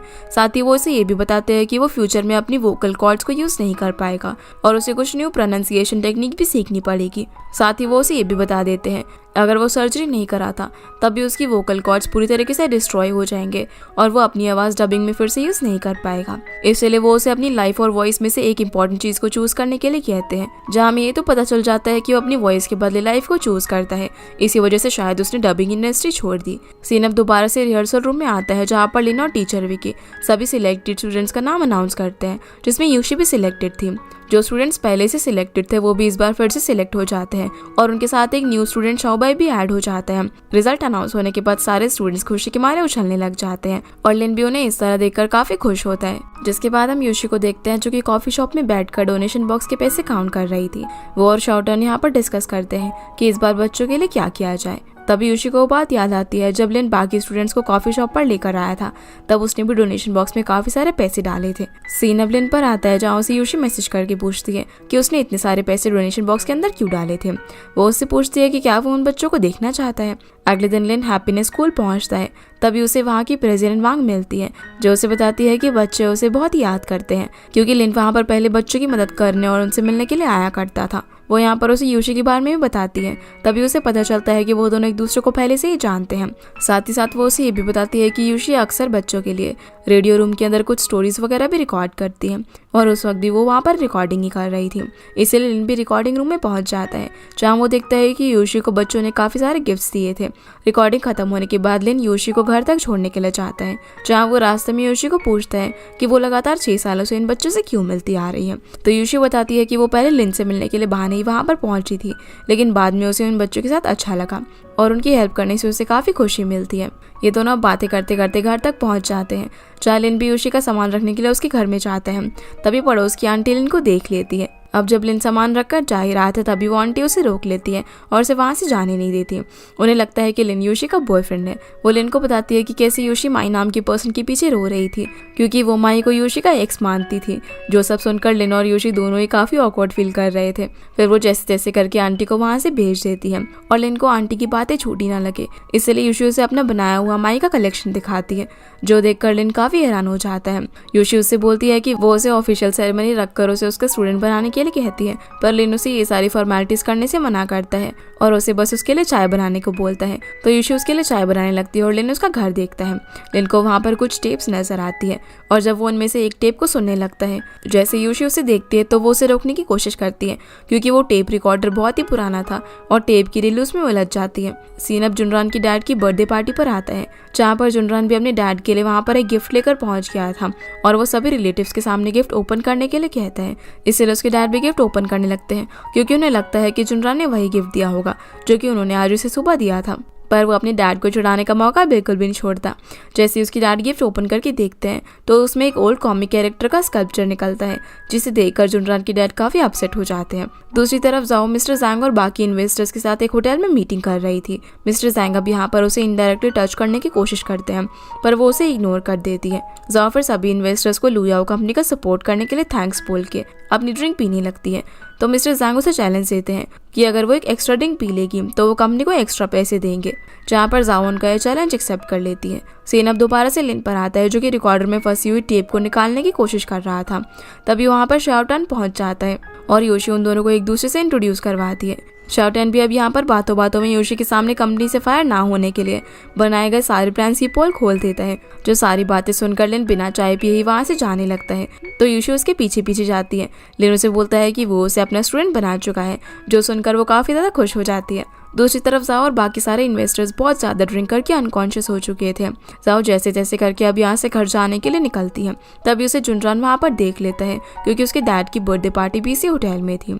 जाओ की हालत देखकर वो उसे उसके घर तक छोड़ने के लिए चाहता है और जब वो उसे घर छोड़ता है तो जाओ की तबीयत काफ़ी बिगड़ जाती है, वो वॉमिटिंग करने लगती है। इसलिए जुनरान वहीं पर रुकने का डिसाइड करता है। अगले दिन जब जाओ नींद से उठती है तो उसे पता चलता है कि जुनरान भी उसके साथ उसी की बेड पर सोया हुआ था, जिस वजह से वो उस पर काफ़ी गुस्सा करती है, पर वो उसे यहाँ पर छेड़ने लग जाता है। तो जाओ से ये बात किसी को बताने से मना करती है। जिसके बाद ऑफिस में लिन यूशी को ऑफिशियली डबिंग क्लासेस का स्टूडेंट बना देता है, जहाँ यूशी उससे पूछती है कि क्या वो किसी लूसी फिश नाम की इंटरनेट फ्रेंड को जानता है, जिसे उसने काफ़ी टाइम पहले फ्रेंड लिस्ट के अंदर ऐड किया था और उसे डबिंग भी सिखाई थी, क्योंकि ये आईडी यूशी की ही थी। पर लिन को इस बार में कुछ भी याद नहीं था। लिन अब सारे स्टूडेंट्स को डबिंग की प्रैक्टिस करवा रहा था, लेकिन कोई भी स्टूडेंट सही से डबिंग नहीं कर रहा था। इसलिए वो उन सभी को सी साइड पर लेकर जाता है और वहाँ पर दूसरे लोगों के सामने जोर जोर से डायलॉग्स बोलने के लिए कहता है, ताकि उनके अंदर की हेजिटेशन खत्म हो सके। अब वो रोज सभी स्टूडेंट्स को काफ़ी ज़्यादा प्रैक्टिस करवाता है, जिससे कि उनकी डबिंग में इम्प्रूवमेंट हो। एक दिन जब ऐसे ही सारे स्टूडेंट सी साइड पर अपनी प्रैक्टिस कर रहे थे, तभी वहाँ पर एक कार आकर रुकती है, जिसमें से एक लड़की नीचे उतरती है। जहाँ सारे स्टूडेंट्स उसे देखने लग जाते हैं, और जब वो उसे पूछते हैं कि वो कौन है, तो वो उस लड़की की आवाज़ सुनकर वो सभी लोग शॉक हो जाते हैं, क्योंकि उसकी आवाज़ बहुत ही अच्छी थी। वो उन सभी को बताती है कि वो फेमस डबिंग एक्ट्रेस यी है, जो कि लियांग की सिस्टर होती है। यी अब लियांग से मिलने के लिए उसके ऑफिस में पहुंचती है, जहाँ वो उसे लिन के बारे में पूछती है। वो उससे पूछती है कि अब वो दोनों साथ में क्यों नहीं है। जहाँ लियांग पास्ट का इंसिडेंट याद करने लगता है, जब लियांग ने लिन के ना चाहते हुए भी एक कंपनी के प्रोजेक्ट का कॉन्ट्रैक्ट ये कहकर लिया था कि वो इसके अंदर माई की वॉइस डालेगा, जबकि लिन अब डबिंग नहीं करना चाहता था, क्योंकि अब उसे अपनी आवाज़ बिल्कुल भी पसंद नहीं थी। जो बात लिन को अच्छी नहीं लगती, क्योंकि वो ये सारी बातें पहले से लियांग को क्लियर कर चुका था। इसी वजह से लिन कंपनी छोड़कर चला जाता है, क्योंकि उसे लगता है कि लियांग और उसके आइडियाज अब मैच नहीं करते। यही भी अब लिन से मिलने के लिए लुयाओ कंपनी में पहुंचती है, और यहाँ वो उन दोनों को फिर से पहले जैसे फ्रेंड्स बनने के लिए कहती है, लेकिन लिन उसकी बात नहीं मानता। जहाँ यही उससे पूछती है कि क्या वो लुयाओ कंपनी ज्वाइन कर ले, जिसकी ये बात लिन मान जाता है। अब सारे स्टूडेंट्स और यही स्टूडियो में अपने अपने रोल्स की प्रैक्टिस करने के लिए पहुंच जाते हैं। जहाँ रिहर्सल खत्म होने के बाद लिन यही की डबिंग की तारीफ करता है और इसे इस प्रोजेक्ट का एक रोल देकर टीम का पार्ट बनाने का अनाउंस करता है। जहाँ टीचर विक्की लूसी का रोल किसी और को दे देती है, जिस वजह से वो बहुत ज़्यादा अपसेट हो जाती है। फिर वो लिन के पास जाकर पूछती है कि टैलेंट और हार्डवर्क दोनों में से क्या ज़्यादा इंपॉर्टेंट है, पर लिन उसे बाद में जवाब देने का कहकर वहाँ से चला जाता है। लिन अब किसी काम के सिलसिले में अपने ऑफिस के बाहर आया हुआ था, जहाँ रास्ते में वो लूसी के इस सवाल को याद करता है। तभी वो अपने पास का इंसिडेंट याद करता है, जब उसकी लाइफ में बिल्कुल ऐसा ही फेस चल रहा था। तब उसके वर्ड्स ये होते थे कि मैं टैलेंट पर नहीं बल्कि हार्डवर्क पर रिलाय करता हूँ। लेकिन अब जैसे ही ऑफिस पहुंचता है तो देखता है कि यूशी वहां पर अकेले बैठकर यही के डबिंग प्रोजेक्ट की रिकॉर्डिंग सुन रही थी। लेकिन यहाँ पर उसे बात करने की कोशिश करता है, लेकिन यूशी की बातें उसे पता चल जाता है कि वो खुद को यही के टैलेंट से कंपेयर कर रही है और डबिंग के लिए खुद को अनडिजर्विंग मानती है। सीन अब लियांग और यही पर आता है, जहाँ ये दोनों डिनर के लिए एक होटल में आए हुए थे। तभी लियांग को पता चलता है कि उसने लिन को भी यहाँ पर इनवाइट किया है। अब ये दोनों लिन का इंतजार कर रहे थे। तभी यही बातों बातों में उसे बोल देती है कि वो लिन को पसंद करती है और उसने लुयाओ कंपनी भी ज्वाइन कर ली है, जो सुनकर लियांग थोड़ा सा नाराज होता है। तभी यही को लिन का मैसेज आता है कि वो डिनर के लिए नहीं आ पाएगा। इधर हम देखते हैं कि लिन चुपके से यूशी के पीछे पीछे रिवर साइड पर पहुंचता है, क्योंकि वो उसे लेकर काफी वरिड था। जब वो यूशी से मिलता है तो वो उसे नहीं बताता कि वो उसी के पीछे यहाँ पर आया है। जहाँ यूशी उसे बताती है कि वो जब भी अनहैप्पी होती है तो वो यहाँ पर आती है। उसे समझाकर यहाँ से चला जाता है, लेकिन यूशी अब भी काफी अपसेट थी। उसी वक्त उसे लिन का मैसेज आता है कि मंडे को सुबह निंगदा यूनिवर्सिटी में पहुंच जाना। अगले दिन यूशी कॉफी शॉप पर काम कर रही थी, जहाँ पर भी उसका मूड काफी ऑफ था। पर शाउटन उसे तब भी डबिंग करके कस्टमर्स को ऑर्डर देने के लिए कहता है। जहाँ यूशी जबरदस्ती डबिंग करती है, जिससे कि एक कस्टमर नाराज हो जाती है और वो उल्टी सीधी बात बोल के कॉफी शॉप से बाहर निकल जाती है। जो सब कुछ बाहर खड़ा होकर लिन देख लेता है, जो कि यूशी को लेकर जाने के लिए आया हुआ था। एक एक करके बहुत सारे डिलीवरी बॉयज को कॉफी शॉप में ऑर्डर लेने के बहाने यूशी की डबिंग की तारीफ करने को बोलता है। जहाँ वो पहले ही डिलीवरी बॉय के कमेंट सुनकर काफी ज्यादा खुश हो जाती है, पर तभी वो लिन को वहाँ पर देख लेती है, जिससे कि वो समझ जाती है कि ये सब उसने किया है। लिन फिर उसे निंगदा यूनिवर्सिटी लेकर जाता है, जहाँ वो उसे डबिंग करना सिखाता है और वो उसे और अच्छा करने के लिए भी एनकरेज करता है। वो उसे बताता है कि वो भी बहुत ही इंफीरियर फील करता था, तब उसे उसके टीचर ने भी इसी जगह पर इंस्पायर किया था। लिन फिर यहाँ पर अपनी पास्ट मेमोरीज याद करने लग जाता है, जब उसके टीचर उसे डबिंग की प्रैक्टिस करवा रहे थे और उसका टीचर कोई और नहीं बल्कि उसके फादर थे। लिन तभी यूशी के इस सवाल का जवाब भी दे देता है कि टैलेंट से ज़्यादा हार्डवर्क इम्पॉर्टेंट है, क्योंकि जो चीज़ हम हार्डवर्क करके गेन करते हैं वही लॉन्ग टाइम तक चलती है, जबकि टैलेंट आज है तो वो कल नहीं होगा। यूशी को यहाँ पर वो एक न्यू टेप रिकॉर्डर देता है, जिसमें कि एक टेप भी थी। जब यूशी उस टेप को सुनती है तो उसके अंदर माइक की रिकॉर्डिंग थी और ये टेप लिन ने उसको एनकरेज करने के लिए उसमें रखी थी, पर वो उसे ये बात नहीं बताता। अगले दिन फिर से लिन यूशी को पिक करने के लिए उसके घर आता है और उसे एक डबिंग फोरम में लेकर जाता है, जहाँ पर एनिमेशन इंडस्ट्री के सारे हाई पोजीशन के लोग आए हुए थे। लिन यूशी को जाओ के पास चले जाने के लिए कहकर ऑर्गेनाइजिंग कमेटी से मिलने चला जाता है। दूसरी तरफ जाओ कॉल पर बात कर रही थी, तभी गुआन उसे देख लेता है और वो जाओ से बात करने की कोशिश करता है, पर जाओ उसे इग्नोर करती है और वहाँ से जाने लगती है, लेकिन गुआन उसका रास्ता रोक लेता है। असल में गुआन और जाओ 4 साल तक एक रिलेशनशिप के अंदर रह चुके थे और गुआन ने उसे चीट करके उसे हर्ट किया था। तभी जुनरान भी वहाँ पर पहुंच जाता है, जो कि जाओ का बॉयफ्रेंड होने का नाटक करता है, और ये दोनों मिलकर इनडायरेक्टली गुआन का बहुत ज्यादा मजाक उड़ाते हैं, जिसके बाद गुआन वहाँ से चला जाता है। सीन अब लिन और ये पर आता है, जहाँ पर ये दोनों साथ में बैठकर बातें कर रहे थे। तभी लियांग भी वहाँ पर आ जाता है, जिसे ये ने वहाँ पर आने के लिए कहा था, ताकि लिन और लियांग के बीच में सब कुछ पहले जैसा हो सके। ये उन दोनों को याद दिलाती है कि पहले वो कैसे एक साथ रहा करते थे। तभी लिन पास इंसिडेंट को याद करने लग जाता है, जब उसे और लियांग को ऑडियो इक्विपमेंट्स खरीदने थे, पर उनके पास ज्यादा पैसे नहीं थे। तभी ये अपनी पॉकेट मनी लेकर वहाँ पर पहुंच जाती है और उन्हें इक्विपमेंट्स खरीदने के लिए पैसे देती हैं, जो देखकर लिन और लियांग काफी ज्यादा खुश होते हैं और फिर अपने लिए इक्विपमेंट्स खरीदते हैं। जहाँ ये फिर से इन दोनों को एक होने के लिए कहती है, पर लिन उसे फिर यही कहकर मना कर देता है कि हम दोनों के आइडियाज मैच नहीं करते, और वो अपनी स्पीच रेडी करने का बोलकर वहाँ से चला जाता है। दूसरी तरफ यूशी कैंटीन में अपना ऑर्डर लेने पहुंचती है। तभी लियांग भी वहाँ पर आ जाता है। वो यूशी को देखकर थोड़ा सा खो जाता है, जहाँ वो उसे अपना इंट्रो देकर बताता है कि वो लिन का फ्रेंड है और उसे यूशी काफी जानी पहचानी सी भी लगती है। अब जैसे ही उसे भी उसका नाम पता चलता है तो लियांग पास्ट के इंसिडेंट याद करने लग जाता है, जब यूशी नाम की किसी लड़की ने उसे ऑनलाइन डबिंग सिखाने के लिए लेटर्स लिखे थे। साथ ही साथ उसने उसे QQ ऐप पर भी ऐड किया था। वो यूशी से पूछता है कि क्या वो माई को पसंद करती है, जो सुनकर वो थोड़ा सा चौंक जाती है कि तुम्हें ये सब कैसे पता। लियांग बोलता है कि शायद वो पहले ही मिल चुके हैं, पर यूशी को कुछ भी याद नहीं था। फिर वो अपना ऑर्डर लेकर यहाँ से चली जाती है। तभी लियांग फिर से पास का इंसिडेंट याद करने लगता है, जब बहुत सारे फैंस माई से मिलने के लिए आए हुए थे, जिसमें से यूशी भी एक थी। लियांग उन सभी फैंस को बोलता है कि माई नहीं आ रहा है, तो सारे फैंस काफी भड़क जाते हैं और लियांग के साथ मारपीट पर उतर आते हैं, जहाँ यूशी उसे बचाती है। उस इंसिडेंट के बाद ये दोनों फिर से मिलते हैं, जहाँ पर वो यूशी को पहचान लेता है कि ये तो शायद वही लड़की है जिसने मुझे लेटर्स भेजे थे, पर तब भी उसे ये बात यूशी से कहने का मौका नहीं मिल पाता। जो सब बातें याद करके लियांग को यकीन हो जाता है कि ये वही यूशी है और वो उसका 6 सालों से इंतजार कर रहा था। सीन अब यही पर आता है, जो कि ड्रिंक कर रही थी। तब लियांग भी वहाँ पर पहुंच जाता है। ये उसे बताती है कि फोरम के अंदर लिन ने उसकी तरफ नहीं देखा, जिस बात से वो काफी अपसेट है। तो लियांग बोलता है कि अगर वो लिन को पसंद करती है तो उसे जाकर ये बात उसे बता देनी चाहिए, जिसकी ये बात मानकर वो लिन को सब कुछ बताने के लिए रूम की तरफ जाती है। दूसरी तरफ लिन और यूशी होटल की रूम के अंदर एक साथ बैठकर डिनर कर रहे थे। तभी शराब के नशे में ये वहाँ पर पहुंचती है और जब वो रूम के अंदर एंटर करती है, उतने में लिन और यूशी पर्दे के पीछे छुप जाते हैं, क्योंकि उसे लग रहा था कि कहीं ये उसे लियांग के साथ डिनर पर चलने के लिए तो लेने नहीं आई। जहाँ ये को पता चलता है कि वो पर्दे के पीछे छुपा हुआ है और वो आकर लिन और यूशी दोनों को हक कर लेती है, जिससे उन दोनों के बीच गलती से किस हो जाती है। लिन फटाफट से पर्दे से बाहर आ जाता है और यूशी को वहीं पर छुपे रहने के लिए कहता है, ताकि उन दोनों को एक साथ देखकर उसे कोई मिसअंडरस्टैंडिंग ना हो जाए। इसी बीच यूशी जैसे जैसे करके रूम से बाहर निकलती है, जहाँ ये लिन को बताती है कि वो उसे पसंद करती है, पर लिन उसे ये कहकर मना कर देता है कि उसने उसे हमेशा अपनी छोटी बहन की तरह समझा है। तभी वो बेहोश हो जाती है। दूसरी तरफ यूशी बाहर जाने के बाद ये सोचकर इनसिक्योर हो रही थी कि पता नहीं वो दोनों अंदर क्या कर रहे होंगे। अब वो रूम की तरफ जाने लगती है, पर तभी लिन रूम से बाहर आ जाता है और उसे बताता है कि वो लियांग को बुलाने के लिए जा रहा है, ताकि वो यूई को यहाँ से ले जाए। ये सुनकर यूशी काफी रिलीफ फील करती है। अगले सीन में हम लिन और यूशी दोनों को अपने अपने घर में देखते हैं, जहाँ पर वो दोनों आज उनके बीच हुई किसके बारे में ही सोच रहे थे। उन्हें समझ नहीं आ रहा था कि वो एक दूसरे से क्या कहें। तभी यूशी उसे एक इमोजी के साथ गुड नाइट का मैसेज करती है, तो लिन सोचता है कि यूशी के इस एक्सप्रेशन का भला क्या मतलब हो सकता है। अगले दिन लिन और जाओ ऑफिस के लिए एक साथ निकलते हैं। तभी लिन उसे निंगदा यूनिवर्सिटी ड्रॉप करने के लिए कहता है, क्योंकि उसे वहाँ से कुछ डॉक्यूमेंट्स की इन्फॉर्मेशन लेनी थी, जहाँ यूशी पहले से ही पहुंचकर प्रैक्टिस कर रही थी। और जब वो वहाँ से जाने लगती है, तभी लियांग भी वहाँ पर ये को टिफिन देने के लिए पहुंच जाता है और उसकी मुलाकात यूशी से होती है। लियांग उसे बताता है कि उसने और लिन ने कुछ टाइम के लिए एक साथ यहाँ पर काम किया था और यूशी को वो ऑफिस देखने के लिए कहता है। वो उसे वीचैट पर भी ऐड करने की रिक्वेस्ट करता है। तभी लिन उन्हें एक साथ देख लेता है, जहाँ यूशी लियांग को वीचैट पर ऐड करके उसे अगली बार मिलने के लिए कहकर चली जाती है। सीन अब यही पर आता है, जो कि यूनिवर्सिटी से घर की तरफ जा रही थी। तभी उसे एक लड़का रोक लेता है। वो उससे कहता है कि वो उसका फैन है और वो उसे अपनी शर्ट पर ऑटोग्राफ देने को कहता है, जिसके लिए यही तो उसे मना कर देती है, पर वो लड़का जबरदस्ती करने लगता है।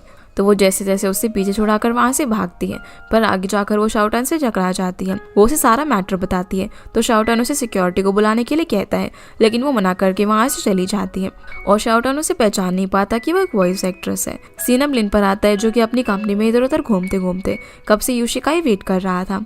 जब यूशी वहाँ पर पहुँचती है, तब जाकर लिन थोड़ा सा रिलीफ फील करता है। वही जुनरान जाओ को उसके साथ डिनर पर चलने के लिए कहता है, लेकिन वो मना कर देती है। जुनरान जाओ को यहाँ पर ये कहकर ब्लैकमेल करता है कि उसके पास उस रात की रिकॉर्डिंग है, जो सुनकर जाओ उसका फ़ोन देखने लग जाती है जिसमें उसे अपने फ़ोटोज़ मिलते हैं जो जुनरान ने चोरी चुपके से खींचे थे। वो उन सारी फ़ोटोज़ को डिलीट करके उसके पेट में किक मार के वहाँ से चली जाती है। जुनरान फिर यहाँ से लिन के पास जाता है और उसे बताता है कि वो जाओ को पसंद करता है, पर वो उसका प्यार समझती ही नहीं है। फिर वो उसके सामने प्यार की बातें करने लग जाता है। फिर वो उसे बताने लग जाता है कि जैसे जैसे आप किसी से प्यार करते हो, जब भी वो पर्सन आपके सामने आता है तो आपको काफ़ी खुशी होती है और कभी आप उसके लिए खाना भी लेकर जाते हो, और वो किसी और से अगर फ़ोन पर बात करो तो आपको बिल्कुल भी अच्छा नहीं लगता। कभी वो इंसान दिखे ना तो आप काफ़ी सैड हो जाते हो। जालियन इन सारी बातों को खुद से और यूशी से कनेक्ट करने लग जाता है और वो उसे और ऐसी बातें डिटेल में करने के लिए बोलता है। तभी जुनरान समझ जाता है कि लिन भी किसी को पसंद करता है, इसलिए वो उसे यहाँ पर छेड़ना शुरू कर देता है। अब जुनरान के जाने के बाद लिन की नज़र यूशी पर पड़ती है जो कि किसी से फ़ोन पर बात कर रही थी और वो उसे काफ़ी खुश भी नजर आती है, जिसे ऐसा करते हुए देखकर लिन थोड़ा सा जेलस फील करने लगता है कि वो भला किससे इतना खुश होकर फ़ोन पर बात कर रही है, जबकि यूशी तो सिर्फ उसके और अपने लिए स्पेशल मास्टर और अप्रेंटिस वाली हुडीज ऑर्डर कर रही थी। लिन चुपके से यूशी के फ़ोन में देखने की कोशिश करता है पर उसे पता नहीं चलता। अब वो पानी वगैरह पीने के बहाने यूशी के आसपास घूमकर जाने की कोशिश कर रहा था कि वो क्या कर रही है। तभी वो पीछे से आकर लिन को कमर से पकड़ लेती है क्योंकि उसे हुडी का साइज ऑर्डर करने के लिए लिन का मेजरमेंट चाहिए था। जहाँ वो उसके इतने खुश होने का रीज़न पूछता है पर वो उसे कुछ नहीं बताती, जिसके बाद ये लिन से बात करने के लिए उसके कैबिन में आती है और उसे रात के बारे में पूछती है क्योंकि उसे कल रात नशे में होने की वजह से कुछ भी याद नहीं था। तो लिन भी बोलता है कि मुझे भी कुछ याद नहीं है। फिर ये दोनों स्टूडियो में पहुंचते हैं जहाँ पर ये लिन को एक एक करके 3 कैरेक्टर्स की डबिंग सुनाती है। फिर वो उसे ये भी कहती है कि वो उसे 3 रोल डब करने थे क्योंकि एक साथ 3 कैरेक्टर्स प्ले करना उसके करियर को भी प्रॉफिट देगा। पर लिन कहता है कि वो न्यू कमर्स को इस इंडस्ट्री में आने का मौका देना चाहता है, इसलिए वो उसे ये रोल नहीं दे सकता। जिसकी ये बात सुनकर ये खुद को बाकी स्टूडेंट से बेटर बताती है और लिन को और सोचने के लिए कहकर वहाँ से चली जाती है। सीन अब लियांग और ये पर आता है जहाँ लियांगो से उसके हैप्पी मूड का रीज़न पूछता है तो ये अपनी इमेजिनेशन लियांग को बताती है कि वो लिन के साथ एक ब्राइट करियर और लव लाइफ देख रही है। तभी वो लियांग की फेस पर भी स्माइल नोटिस करती है और उससे पूछती है कि तुम भला आज इतना खुश क्यों हो, जिस पर वो बताता है कि उसे वो फीमेल फैन मिल गई है जिसे वो इतने सालों से ढूंढ रहा था। सीन अब यूशी पर आता है जो कि एक बैग लेकर लिन के कैबिन में आती है और उसे वो हुडी दिखाती है जो कि उसने ऑर्डर की थी। लिन उससे पूछता है कि आज तक तुम लेट तक फोन पर क्या करती रहती हो, तो यूशी उसे बताती है कि वो ऑर्डर को लेकर ही कस्टमर सर्विस पर बात कर रही थी और वो यहाँ से चली जाती है। फिर यूशी को लियांग का कॉल आता है, इसलिए वो रेडी होकर उसे मिलने जाने लगती है जो सब कुछ लिन देख रहा था। लिन भी यूशी का साइकिल पर पीछा करते करते लियांग के ऑफिस पहुंच जाता है। लियांग इधर यूशी को अंदर लेकर जाता है जहाँ वो उसे लिन का पूरा ऑफिस दिखाने की रिक्वेस्ट करती है, तो वो उसे ऑफिस दिखाने लग जाता है। साथ ही साथ वो उसे अपने बारे में काफ़ी बातें भी करने लग जाता है, पर योशी को उसकी बातों में कोई भी इंटरेस्ट नहीं था। उसे वहाँ पर कुछ टेप्स दिखाई देती है जिसके बारे में लियांग उसे बताता है कि ये टेप सब मार्केट में नहीं मिलती और ये बस लिन और मेरे पास ही है। तभी योशी को उस टेप के बारे में याद आता है जो कि लिन की टेप रिकॉर्डर में से निकली थी, जिससे कि वो समझ जाती है कि उसने जानबूझकर उसे बताया नहीं कि वो टेप उसने उसी के लिए रिकॉर्डर के अंदर डाली थी। जहाँ हम देख पाते हैं कि योशी लिन के अंदर काफी ज्यादा इंटरेस्ट दिखा रही थी, पर ये चीज लियांग को बिल्कुल भी पसंद नहीं आती। वो उसे दोबारा पूछता है कि क्या उसने कभी किसी से ऑनलाइन डबिंग की क्लास ली है, तो योशी उसे बताती है कि उसने माई से कुछ टाइम के लिए डबिंग सीखी थी, पर लियांग उसे नहीं बताता कि उस वक्त उसे डबिंग सिखाने वाला पर्सन और कोई नहीं बल्कि वही था। दूसरी तरफ लिन लियांग की कंपनी में नीचे ही खड़ा हुआ था और योशी का वेट कर रहा था। तभी वहाँ पर ये पहुंच जाती है। वो लिन को वहाँ पर देख लेती है तो लिन बहाना करने लगता है कि अरे वो तो यहाँ पर उसी से मिलने के लिए आया था। ये फिर उसे लियांग के कैबिन में लेकर जाती है जहाँ पर वो उसके लिए मॉल से जैकेट खरीद कर लेकर आई थी और वो खुद ही उसे जैकेट पहनाने लगती है। उसी वक्त लियांग योशी को लेकर वहाँ पर पहुँच जाता है और जब योशी उसे ये का लाया हुआ जैकेट ट्राई करते हुए देखती है तो काफी अपसेट हो जाती है क्योंकि लिन ने उसका लाया हुडी ट्राई भी नहीं किया था। ये योशी से पूछती है कि क्या तुम मेरे भाई की वही फीमेल फैन हो, लेकिन योशी को तो कुछ भी समझ नहीं आता और लियांग यहाँ पर सारी मिसअंडरस्टैंडिंग क्लियर करता है कि योशी जिसे उस टाइम माई समझकर लेटर्स भेज रही थी वो असल में लिन नहीं बल्कि लियांग था। ये उसे ये भी बताती है कि लियांग तो उसे काफी सालों से ढूंढ रहा था। जो सारी बात जानकर योशी लियांग से काफी ज्यादा अपसेट हो जाती है और वहां से जाने लगती है, पर लियांग भी उसके पीछे पीछे जाता है जो देखकर लिन भी उनके पीछे जाने लगता है, पर ये उसे जाने नहीं देती और लिन को कहती है कि लियांग उसे प्यार करता है और उसे सब कुछ क्लियर कर देने दो। जो बात सुनकर लिन चुप हो जाता है। इधर लियांग योशी से माफी मांगता है और उसे बताता है कि उसका मेल माया की बजाय गलती से उससे रिसीव हो गया था और उस वक्त माया के तो बहुत फैंस थे पर उसका कोई भी फैन नहीं था, इसलिए उसने लिन को उस वक्त ये बात नहीं बताई और बाद में जब वो सब कुछ उसे बता देना चाहता था तभी उसका नंबर चोरी हो गया। वो उसे अपने अपॉलॉजी लेटर का मैसेज भी दिखाता है, इसलिए अब यूशी भी उसे माफ करके वहां से चली जाती है। जिसके बाद हम देखते हैं कि सभी स्टूडेंट्स की रिहर्सल चल रही थी। रिहर्सल खत्म होने के बाद टीचर और जाओ को इन सभी स्टूडेंट्स की जगह किसी और को वॉइस एक्टर्स रखने के लिए कहती है, क्योंकि अभी भी सारे स्टूडेंट्स की परफॉर्मेंस प्रोजेक्ट के रूल से मैच नहीं कर रही थी और उनके पास इस प्रोजेक्ट को रेडी करके डबिंग कॉम्पिटिशन में पार्टिसिपेट करने के लिए बहुत ही कम टाइम बचा था। पर लिन ऐसा करने से मना कर देता है। इसके बाद वो सारे स्टूडेंट्स से बात करता है पर सारे स्टूडेंट्स को लगता है कि लिन उनके एफर्ट्स नहीं देख रहा। लिन भी उन सब पर काफी गुस्सा निकाल देता है, जिस वजह से जुनरान और यूशी के अलावा सारे स्टूडेंट्स गुस्से में कंपनी छोड़कर चले जाते हैं, जो देखकर यूशी उसे समझाने की कोशिश करती है पर वो उस पर भी गुस्सा करता है। अब अगली सीन में सारे स्टूडेंट्स एक रेस्टोरेंट में बैठकर डिनर कर रहे थे, जहाँ पर जीवे सबको सजेस्ट करता है कि हमें एक साथ किसी और कंपनी में चले जाना चाहिए, जिसके लिए सभी हाँ तो कर देते हैं। पर जुनरान कहता है कि वो सिर्फ जाओ के लिए कंपनी में है, इसलिए वो इस कंपनी को नहीं छोड़ सकता। अब जब सब लोग यूशी से उसका सजेशन पूछते हैं तो वो भी हेजिटेट करती है। जीवियो से बोलता है कि तुम भी लिन को पसंद करती हो ना, इसीलिए कंपनी नहीं छोड़ रही हो।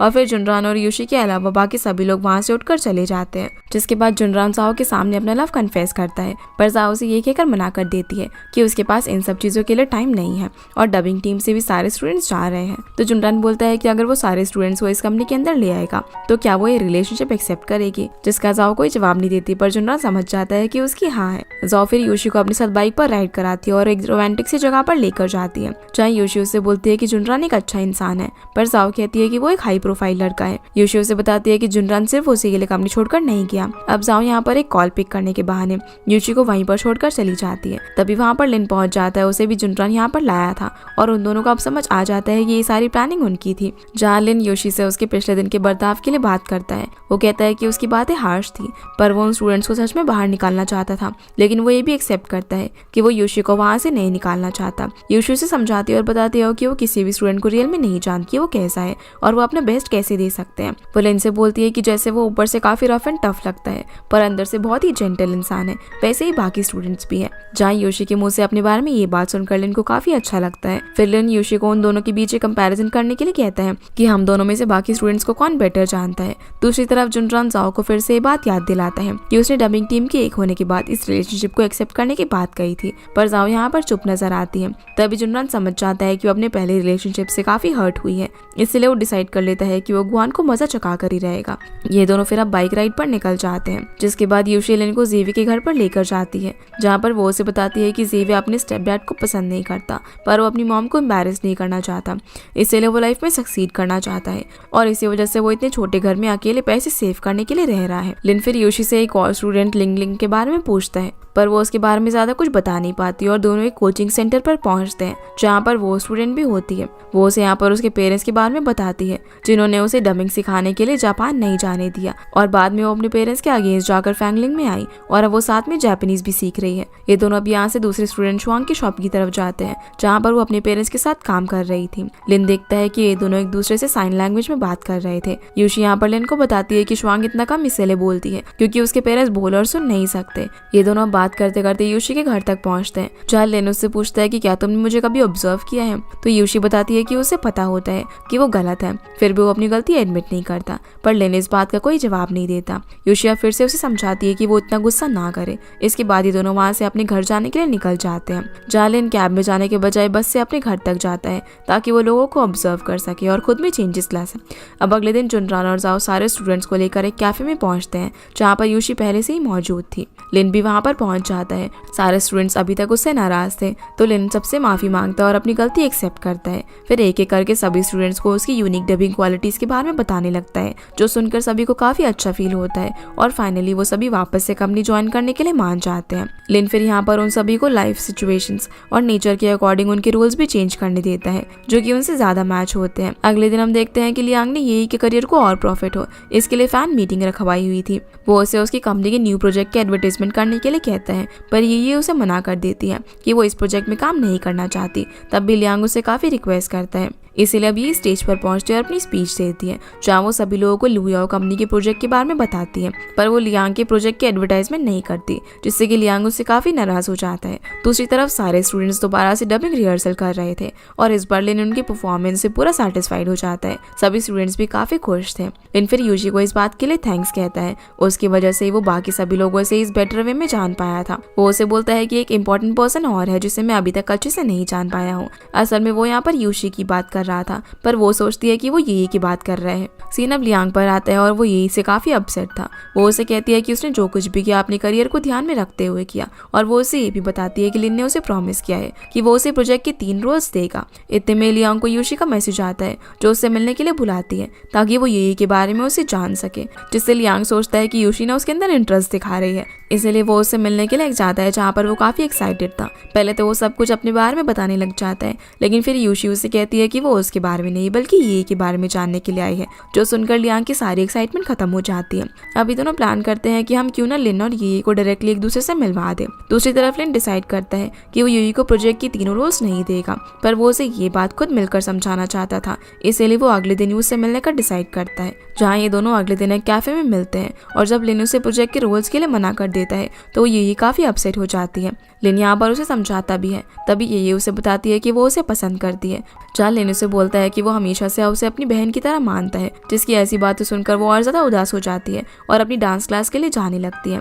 जहाँ जाने से पहले वो लिन से ये सवाल करती है कि क्या उसने यूशी की वजह से उसका प्रपोजल एक्सेप्ट नहीं किया, पर लिन उसे कोई जवाब नहीं देता। वहीं लियांग और यूशी अपने प्लान के अकॉर्डिंग मिलते हैं। लियांग अपने साथ बुके भी लाया हुआ था ताकि ये लिन को ये देकर प्रपोज कर सके। तभी लिन भी वहाँ पर आ जाता है और वो लियांग को भी वहाँ पर देखकर चौंक जाता है। लिन उन्हें बताता है कि वो अभी अभी यी से मिल के आ रहा है। वो यहाँ पर लियांग को सारी बातें भी बता देता है, जो सुनकर लियांग गुस्से में बुके फेंक देता है और लिन का कॉलर पकड़ लेता है, जिन्हें ऐसा करते हुए देखकर यूशी अलग करती है। दूसरी तरफ ये डांस के थ्रू अपना पेन एक्सप्रेस कर रही थी और वो लियो कंपनी छोड़ने का डिसाइड करती है। जहाँ डांस करते करते वो गिर भी जाती है और उसके पैर में चोट आ जाती है। सीन अब लिन और यूशी पर आता है, जो कि दोनों एक साथ घूम रहे थे। यूशी लिन से पूछती है कि भला उसने ये का प्रपोजल एक्सेप्ट क्यों नहीं किया, जिस पर लिन यही बात बोलता है कि उसने हमेशा सिर्फ उसे अपनी सिस्टर समझा है और वो उसे लियांग से जितना हो सके दूर रहने के लिए भी कहता है, क्योंकि वो नहीं चाहता कि यूशी उससे दूर जाए। अब यूशी को लगता है कि लिन लियांग से जेलस फील कर रहा है, क्योंकि वो लिन की टीचर की जगह लेने की कोशिश कर रहा है। तो यूशी उसे सिक्योरिटी देती है कि उसका मास्टर हमेशा वही रहेगा। लिन यहाँ पर यूशी से कहता है कि वो उसे एक मैजिक ट्रिक दिखाना चाहता है, जहाँ वो उसके कॉलर से कुछ निकालने लगता है, जहाँ ये दोनों एक दूसरे के काफी क्लोज आ जाते हैं। वो कुछ देर तक एक दूसरे को बिना कुछ कहे ही देखते रह जाते हैं। तभी लिन उसे एक फ्लावर की पेटल देता है, जो कि वो लियांग के फेंके हुए बुके से उठाकर लाया था। जिसके बाद हम लियांग को देखते हैं, जो कि ये की केयर कर रहा था। वो उसे बताता है कि लिन ने उसे सब कुछ बता दिया है और वो उसे खुलकर रोने के लिए कहता है, पर उसका मूड बहुत ही ज्यादा अपसेट था। वो ज्यादा कुछ नहीं बोलती और उसे ये भी बताती है कि उसने लिन को और उसकी कंपनी को रिजेक्ट कर दिया है। दूसरी तरफ लिन भी ये का रोल यूशी को देने का डिसाइड करता है, क्योंकि उसे लगता है कि ये से ज्यादा यूशी इस रोल के लिए मैच करेगी। और जब लिन यूशी को ये बात बताता है तो वो काफी ज्यादा खुश हो जाती है। वहीं जब ये यूनिवर्सिटी से घर जाने के लिए निकल रही थी, जहाँ वो अपनी खुद की वजह से सही से चल नहीं पा रही थी, जब वो स्टेयर से उतर रही थी तभी सामने से शाओटान आता है, जहाँ वो ये की हालत देखकर उसकी मदद करता है। ये गुस्से में कहती है कि ये सब यूशी की वजह से हुआ है और उसके मुंह से उसका नाम सुनकर शाओटान बताता है कि वो उसकी सिस्टर है, जो सुनने के बाद भी वो उसकी हेल्प करता है। जिसके बाद लिन और यूशी सी साइड पर घूम रहे थे। यूशी लिन से पूछती है कि क्या वो उसके बारे में कुछ जानता है, तो लिन उसे बताता है कि जिस इंसान को वो सबसे ज्यादा जानना चाहता है वो तुम ही हो। जहाँ पर ये दोनों एक दूसरे को बेटर वे में जानने का डिसाइड करते हैं, तभी वो एक दूसरे की आंखों में देखने लग जाते हैं और लिन तो इतना खो जाता है कि वो यूशी की फेस को टच करने लगता है, जिस चीज से यूशी थोड़ा सा शाय फील करती है और थोड़ी ऑकवर्ड भी हो जाती है। सीन अब यही पर आता है, जो कि यूनिवर्सिटी में डबिंग प्रैक्टिस कर रही थी। तभी वहाँ पर वो लड़का पहुंच जाता है, जो कि उसे जबरदस्ती ऑटोग्राफ देने के लिए कहता है। वो उसकी फोटो भी क्लिक कर रहा था, जिसे देखकर ये वहाँ से भागने लगती है और उसके पीछे पीछे वो लड़का भी भागता है। ये अब यहाँ से भागते भागते गिर जाती है और वो उस लड़के को उसकी फोटो लेने से मना करती है, पर वो नहीं मानता। तभी शाओटान आकर उस लड़के को भगा देता है। फिर वो यहाँ पर उसे पुलिस बुलाने के लिए भी कहता है, पर यही मना कर देती है, क्योंकि वो एक पब्लिक फिगर थी। शाओटान उसे बोलता है कि वो कंप्यूटर में जीनियस है और उसे स्पेशली यूनिवर्सिटी के डीन ने टीचिंग असिस्टेंट अपॉइंट किया है, पर ये को उसकी ये बात समझ ही नहीं आती। वो सोचती है कि उसे पढ़ाई में कुछ हेल्प करने के लिए बोल रहा है, क्योंकि ये को तो कंप्यूटर के अंदर कोई इंटरेस्ट ही नहीं था, इसीलिए वो वहाँ से चली जाती है। अब जब वो लाइब्रेरी में बैठकर अपना काम कर रही थी, तभी उसकी क्लासमेट उसे आकर बताती है कि वो लड़का पकड़ा गया है, जो कि उसके पीछे पड़ा हुआ था। वो बताती है कि उस लड़के ने एक फेक अकाउंट पर कई लड़कियों की फोटोज अपलोड कर रखी। किसी जीनियस ने वो अकाउंट हैक कर दिया था, इसी वजह से वो पकड़ा गया। अब जाकर ये को शाओटान शॉटगन की बात समझ आती है कि वो किस तरह से उसकी हेल्प करने के लिए बोल रहा था। जिसके बाद हम यूशी को देखते हैं जिसके डैड घर पर आते हैं, जिन्हें देखकर वो काफी खुश हो जाती है और उसके डैड भी इस बात से काफी खुश थे कि उसे लीड रोल प्ले करने के लिए मिल रहा है। दूसरी तरफ जाओ लिन को यूशी को लीड रोल देने से मना करती है क्योंकि उसे डर था कि वो इस रोल को अच्छे से नहीं कर पाएगी, पर लिन उसकी बात नहीं मानता, जिस बात से जाओ थोड़ी सी अपसेट हो जाती है क्योंकि उसे लग रहा था कि लिन ये सब कंपनी के लिए नहीं बल्कि यूशी के लिए कर रहा है। अब अगले दिन जब यूशी ऑफिस पहुंचती है तब उसे पता चलता है कि मिस्टर ज़ांग उसका स्टूडियो में वेट कर रहे हैं क्योंकि वो उसकी डबिंग का लेवल देखना चाहते हैं। बाकी सभी लोग भी पहले से ही वहाँ पर मौजूद थे। जब यूशी वहाँ पर पहुंचती है तो मिस्टर ज़ांग उसे एक पैराग्राफ डब करने के लिए कहते हैं, पर यूशी डब करते वक्त काफी हकलाती है, जिस वजह से मिस्टर ज़ांग काफी ज्यादा गुस्सा हो जाते हैं, जो देखकर लिन ज़ांग को समझाता है और फिर यूशी को थोड़ा सा रिलैक्स होकर दोबारा से डबिंग करने के लिए कहता है, जहाँ यूशी फिर से हिचकिचा रही थी और डबिंग नहीं कर पाती। इसलिए अब ज़ांग यूशी का गुस्से में मजाक बनाते हैं और वहाँ से चले जाता है। लिन और जाओ भी ज़ांग के पीछे पीछे जाते हैं और उसे समझाने की कोशिश करते हैं, पर वो डबिंग टीम के सभी स्टूडेंट से बिल्कुल भी सेटिस्फाइड नहीं था। लिन उसे कहता है कि कुछ दिन के बाद होने वाली इक्वलिस्ट कॉम्पिटिशन में मेरी डबिंग टीम खुद को प्रूव कर देगी। ज़ांग भी उसकी ये बात सुनकर उसे आखिरी चांस देता है। दूसरी तरफ यूशी अपनी परफॉर्मेंस की वजह से बहुत ज्यादा सैड थी, तो लुनी से कहता है कि वो खुद को ब्लेम ना करे, पर यूशी को इस बात का काफी गिल्ट था कि उसकी वजह से पूरी डबिंग टीम और खास करके लिन को शर्मिंदा होना पड़ा। जिसके बाद हम यूशी के डैड को देखते हैं जो कि अपनी बिजनेस ट्रिप पर जाने के लिए निकल रहे थे और यूशी घर के पास होते हुए भी उनके सामने नहीं जाती, पर जब वो दोबारा से अपना फोन लेने के लिए आते हैं तो वो उसे देख लेते हैं और उसका अपसेट मूड देखकर उसे एनकरेज करते हैं, फिर वहाँ से चले जाते हैं। यूशी फिर यहाँ से उसी जगह पर जाती है जहाँ वो सैड होने पर जाया करती थी। वही लिन भी काफी परेशान था। तभी जाओ उसे आकर समझाती है कि तुमने सारे स्टूडेंट्स की प्रॉब्लम जानकर उन्हें डबिंग में हेल्प की है, पर क्या तुमने कभी यूशी और उसकी प्रॉब्लम को जानने की कोशिश की है। लिन भी अब अपने ऑफिस से निकल जाता है, जहाँ रास्ते में यूशी को कंटिन्यू कॉल करता रहता है, पर वो उसका फोन नहीं उठाती। लिन यूशी के घर पहुंचता है, जहाँ वो शाओटान को सारी बात बताता है और कहता है कि वो यूशी के बारे में और ज्यादा जानना चाहता है। तो शाओटान उसे बताता है कि जब यूशी की मदर की डेथ हुई थी उसके कुछ ही दिन के बाद स्कूल में एक राइटिंग कंपटीशन था जिसमें यूशी का टॉपिक माय मदर था। उसमें यूशी अपनी इमेजिनरी मदर के बारे में लिख रही थी, जिसका ऐसे उसके टीचर को भी काफी अच्छा लगता है और वो उसे पूरी क्लास के सामने सुनाने के लिए कहती है। पर जब यूशी वो ऐसे क्लास के अंदर सुनाने लगती है तभी एक लड़का उसे कहता है कि वो झूठी है क्योंकि उसकी मदर तो बहुत पहले ही मर चुकी है। सारे स्टूडेंट्स उसे झूठी कहने लग जाते हैं, पर तब भी रोते हुए वो ऐसे पूरी क्लास के सामने सुनाती है। पर तब से वो काफी ज्यादा नर्वस होती है और हकलाने लगती है। लिनो से बोलता है कि पर उसने तो यूशी को हमेशा बहुत ही फ्लुएंट बात करते हुए देखा है। तो शाओटान बताता है कि ये सब माई यानी कि तुम्हारी वजह से हुआ है। जब से यूशी ने माई को सुनना शुरू किया है उसके बाद से उसके अंदर काफी चेंजेस आए और उसका हकलाना धीरे धीरे ठीक होने लगा। शाओटान फिर उसे ये भी बोलता है कि एक तुम ही हो जो कि यूशी की हेल्प कर सकते हो। इसके बाद लिन अपने स्टूडियो पहुंचता है और वहाँ पर कुछ रिकॉर्डिंग करता है। ये सब कुछ वो यूशी के लिए कर रहा था क्योंकि उसे तो अपनी वॉइस अब बिल्कुल भी पसंद नहीं थी। यूशी अब जब अपने घर पर पहुंचती है तभी उसके डैड भी अपनी ट्रिप को कैंसिल करके वापस से घर पर आ जाते हैं। वो उसके लिए नूडल्स बनाते हैं और उसे इतने ज्यादा अपसेट देखकर उसे एनकरेज करने की कोशिश करते हैं। साथ ही साथ वो उसे अपने साथ एक ट्रिप पर चलने के लिए भी कहते हैं, जिसके लिए यूशी ने काफी पहले से उन्हें प्रॉमिस किया था। अगले दिन जब यूशी कंपनी पहुंचती है तो वो लिन को अपनी ट्रिप के बारे में बताती है।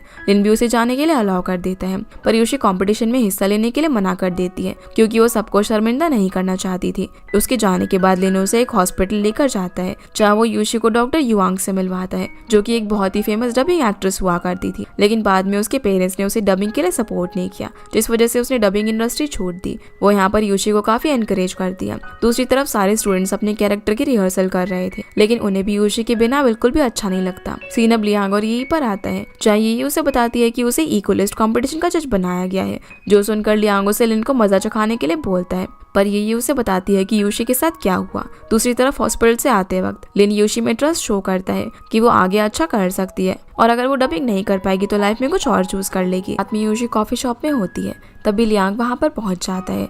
वो उसे अपनी कंपनी में आने का ऑफर देता है, पर वो उसे मना कर देती है। लियांग उसे एनकरेज करने की कोशिश करता है, पर यूशी उसे अपनी ट्रिप के बारे में बताती है और कहती है कि वो ठीक है। इसके बाद लियांग वहाँ से चला जाता है। तभी शाओटान उसके पास आता है और कहता है कि हकलाने में कोई भी बुराई नहीं है, क्योंकि कार्टून कैरेक्टर्स भी क्यूट वे में हकलाते हैं। जिसकी ये बात सुनकर यूशी उससे पूछती है कि तुम्हें ये सब कैसे पता। फिर वो उसे बताता है कि जब वो सैड थी और घर नहीं आई थी तब लिन उसे देखने के लिए गया था और वो उसके लिए वरीड था। अगले दिन एक तरफ यूशी और उसके डैड अपनी ट्रिप पर जाने के लिए निकलते हैं और दूसरी तरफ लिन, जाओ और पूरी डबिंग टीम इक्वलिस्ट कंपटीशन में परफॉर्म करने के लिए निकलते हैं। लिन अभी भी यहाँ पर यूशी का ये सोचकर वेट कर रहा था कि शायद वो आ जाएगी। अब वो कंपटीशन वाली जगह पर पहुंचने के बाद यूशी को वॉइस मैसेज भेजता है जिसमें वो उसे बता देता है कि उसे कैंसर हो गया था, इसी वजह से उसे डबिंग छोड़नी पड़ी और इसके बाद वो कभी माइदा की आइडेंटिटी ओपन नहीं करना चाहता था। इसके बाद वो उसे दूसरी रिकॉर्डिंग सेंड करता है जो कि उसने स्टूडियो में यूशी के लिए रिकॉर्ड की थी।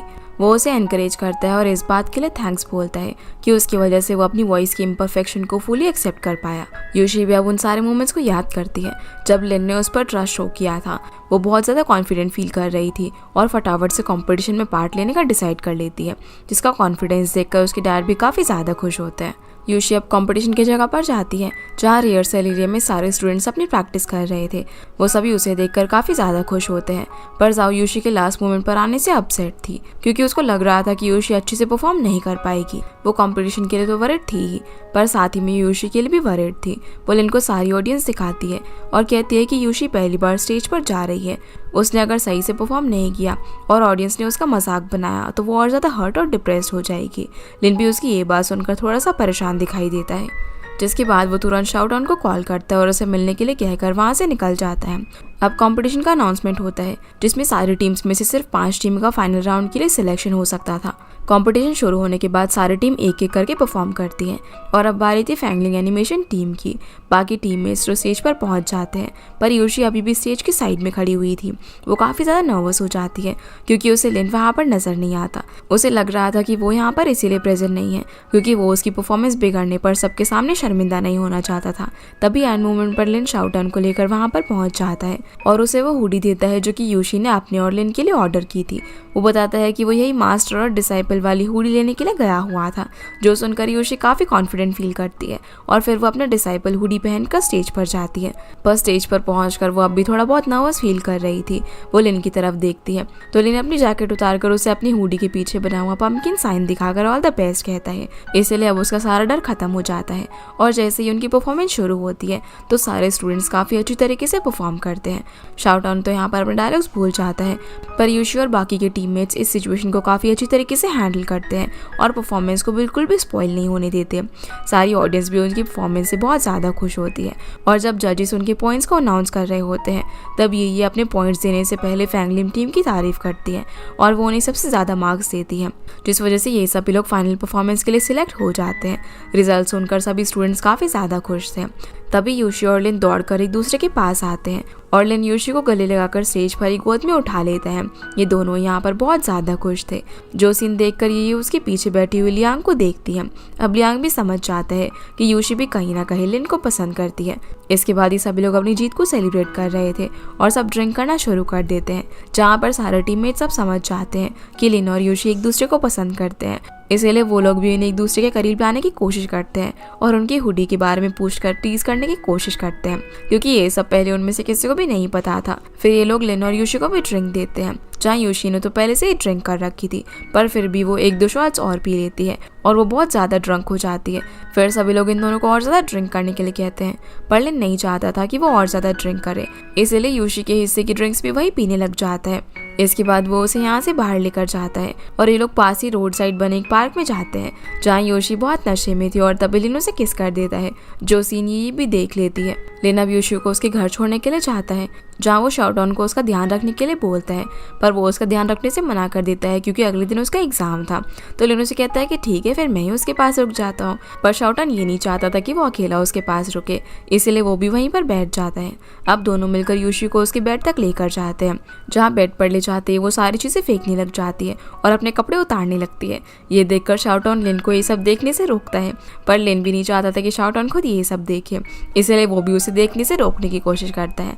अब जैसे जैसे करके वो योशी के रूम से बाहर जाते हैं। अगले दिन शाउटआउन योशी को सब कुछ बताता है, जो सुनकर वो काफ़ी एम्बैरेस्ड होती है। फिर वो ऑफिस पहुंचती है, पर उसे लिन के सामने जाने में काफ़ी शर्म आ रही थी। वो उसके पास जाकर उसे कल घर छोड़ने के लिए थैंक्स बोलती है और वो उसे ये भी पूछती है कि क्या कल हम दोनों के बीच कुछ हुआ था, पर लिन उसे किस के बारे में कुछ भी नहीं बताता। दूसरी तरफ लियांग ये को अपनी कंपनी के प्रोजेक्ट्स में काम करने के लिए कहता है, पर वो उसे साफ साफ मना कर देती है क्योंकि उसका बिल्कुल भी मन नहीं था। वो उससे बोलती है कि चाइना आने के बाद उसके करियर में कुछ खास ग्रोथ नहीं हुई है, इसीलिए अभी वो अपनी पढ़ाई पर ज्यादा ध्यान देना चाहती थी और हार्ड वर्क करके अपने खुद का एक प्लेटफॉर्म बनाना चाहती थी, जिसके इस डिसीजन में लियांग भी उसका सपोर्ट करता है।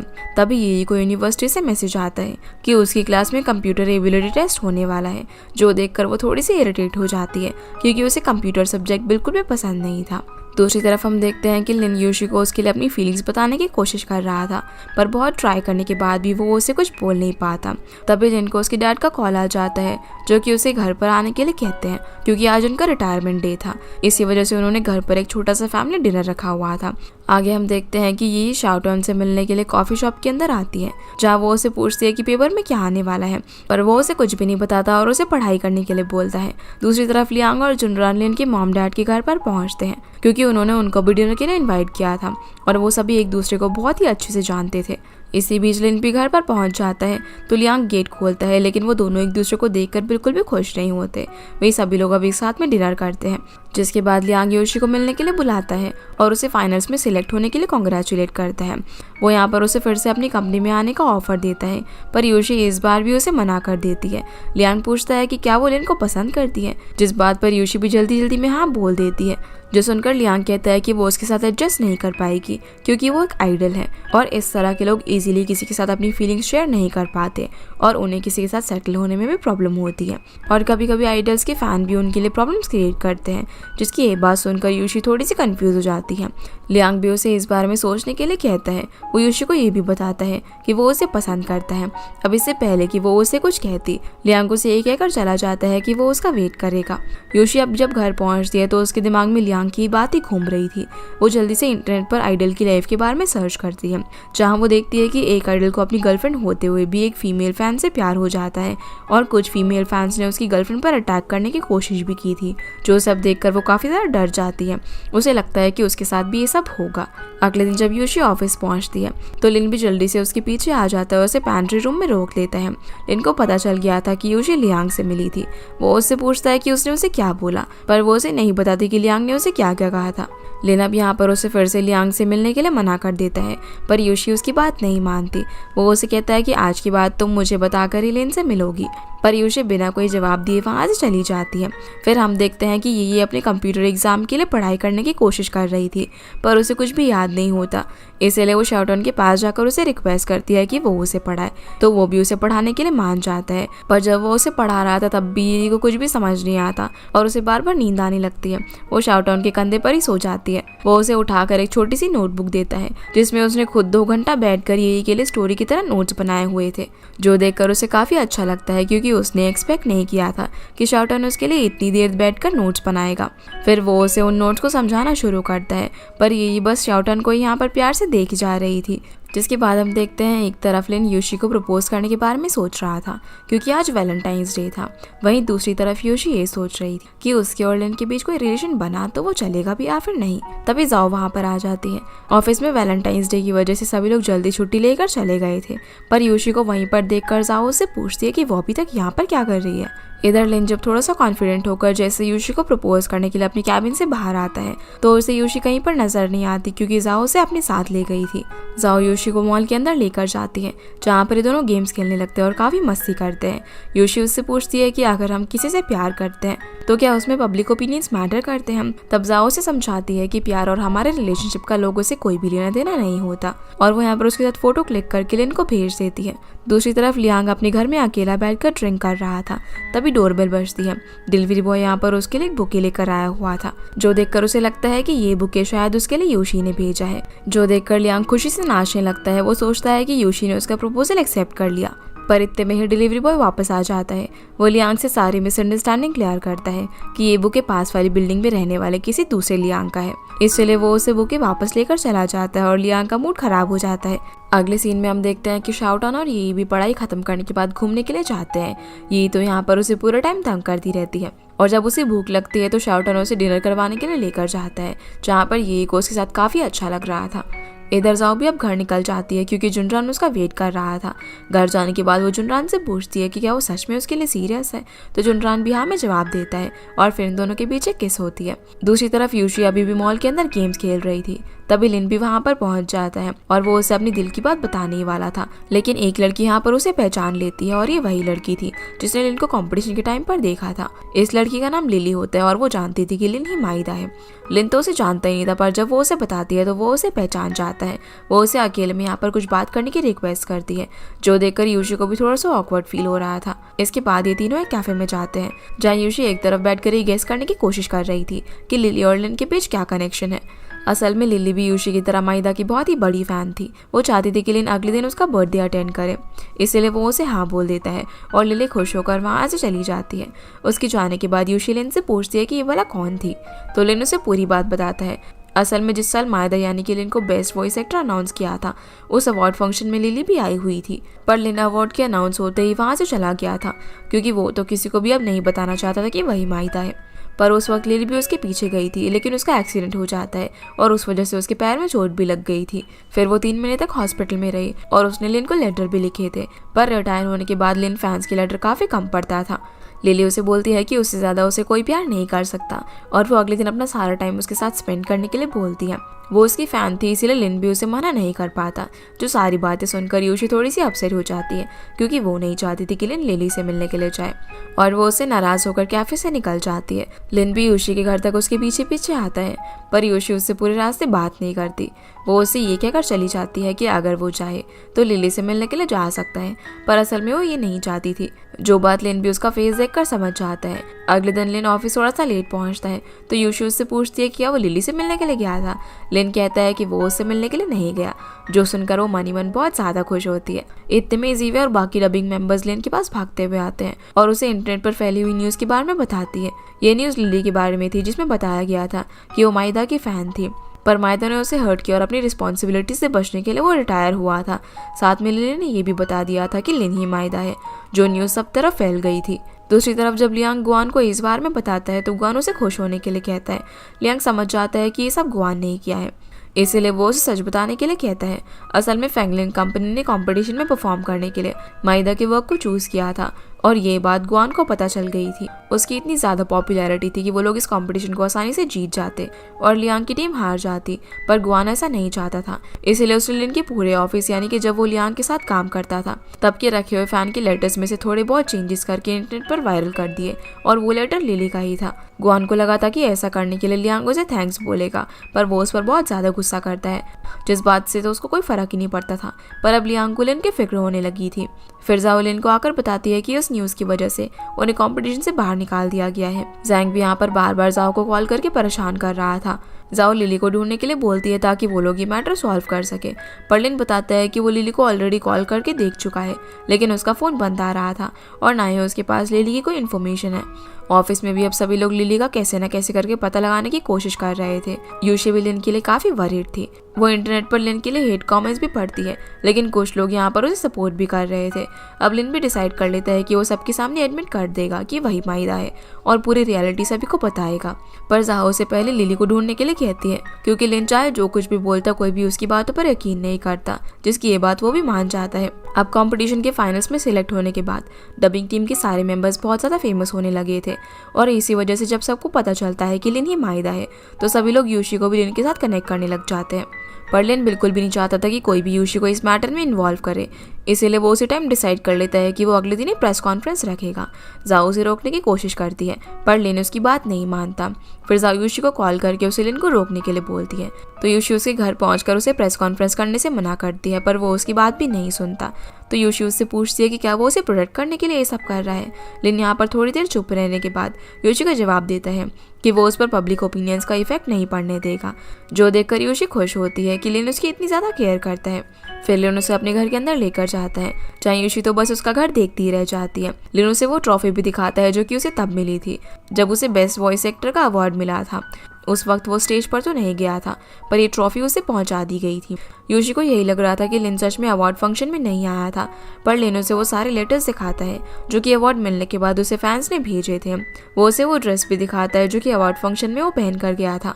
फिर वो बताता है कि जब उसके विनर होने की अनाउंसमेंट हुई तब उसे लगा कि उसे स्टेज पर नहीं जाना चाहिए, क्योंकि जब फैंस को पता चलेगा कि आगे से वो कभी भी माइदा की आवाज़ नहीं सुन पाएंगे तो बहुत ज़्यादा अपसेट होंगे। इसलिए लिन ने ये किसी और को भी नहीं बताया कि माइदा वही है, और अवार्ड फंक्शन से बिना अवार्ड लिए ही वापस चला गया।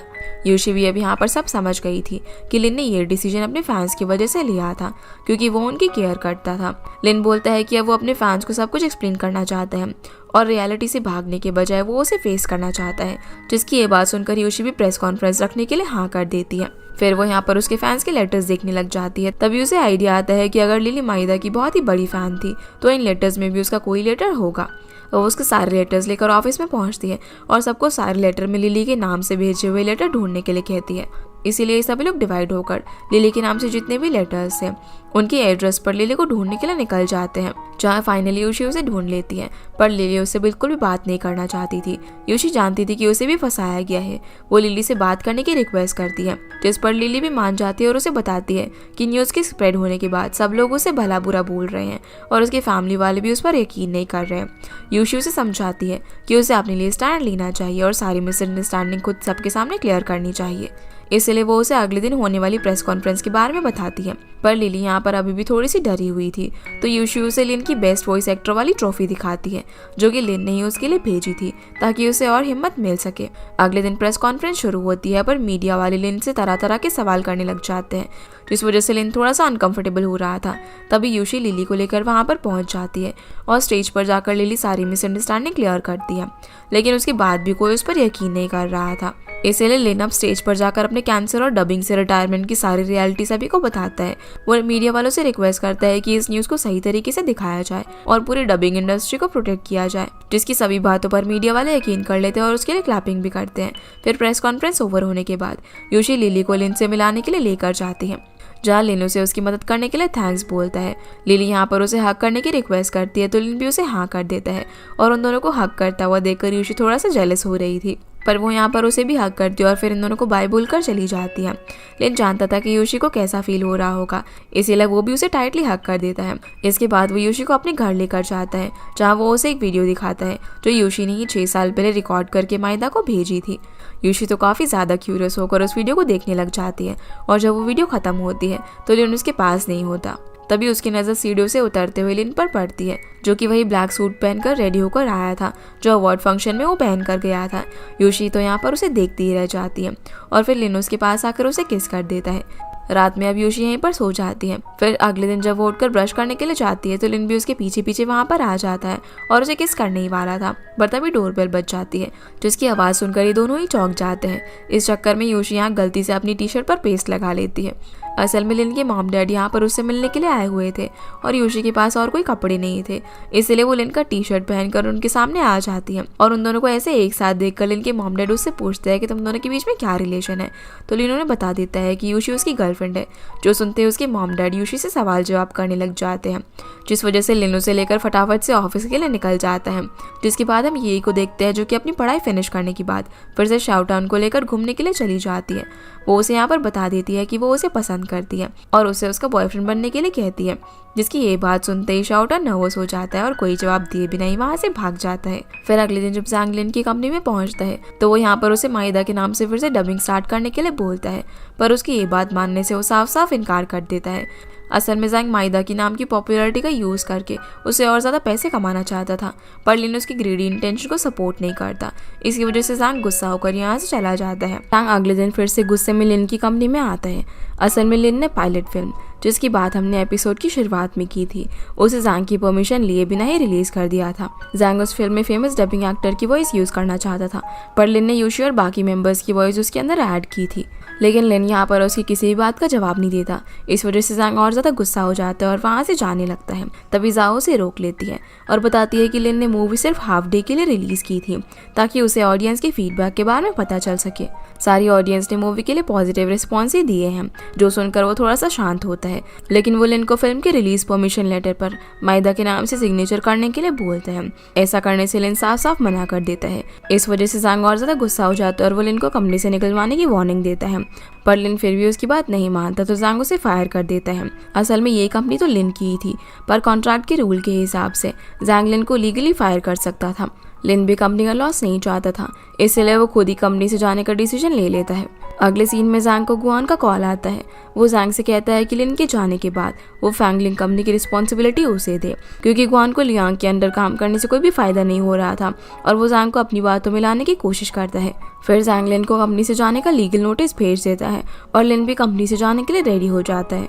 वो उन सारी मेमोरीज को याद करने लगता है जो कि उसने कंपनी में बाकी सभी लोगों के साथ बनाई थी। घर जाते वक्त वो उन मेमोरीज को याद करता है जब लियांग ने भी लिन को माहिदा का नाम यूज करने के लिए फोर्स किया था। हालांकि उसके इंटेंशंस बुरे नहीं थे, लेकिन वो ऐसा नहीं करना चाहता था और इसी वजह से वो दोनों एक दूसरे से अलग हो गए थे, क्योंकि दोनों के बिजनेस चलाने के आइडियाज काफी डिफरेंट थे।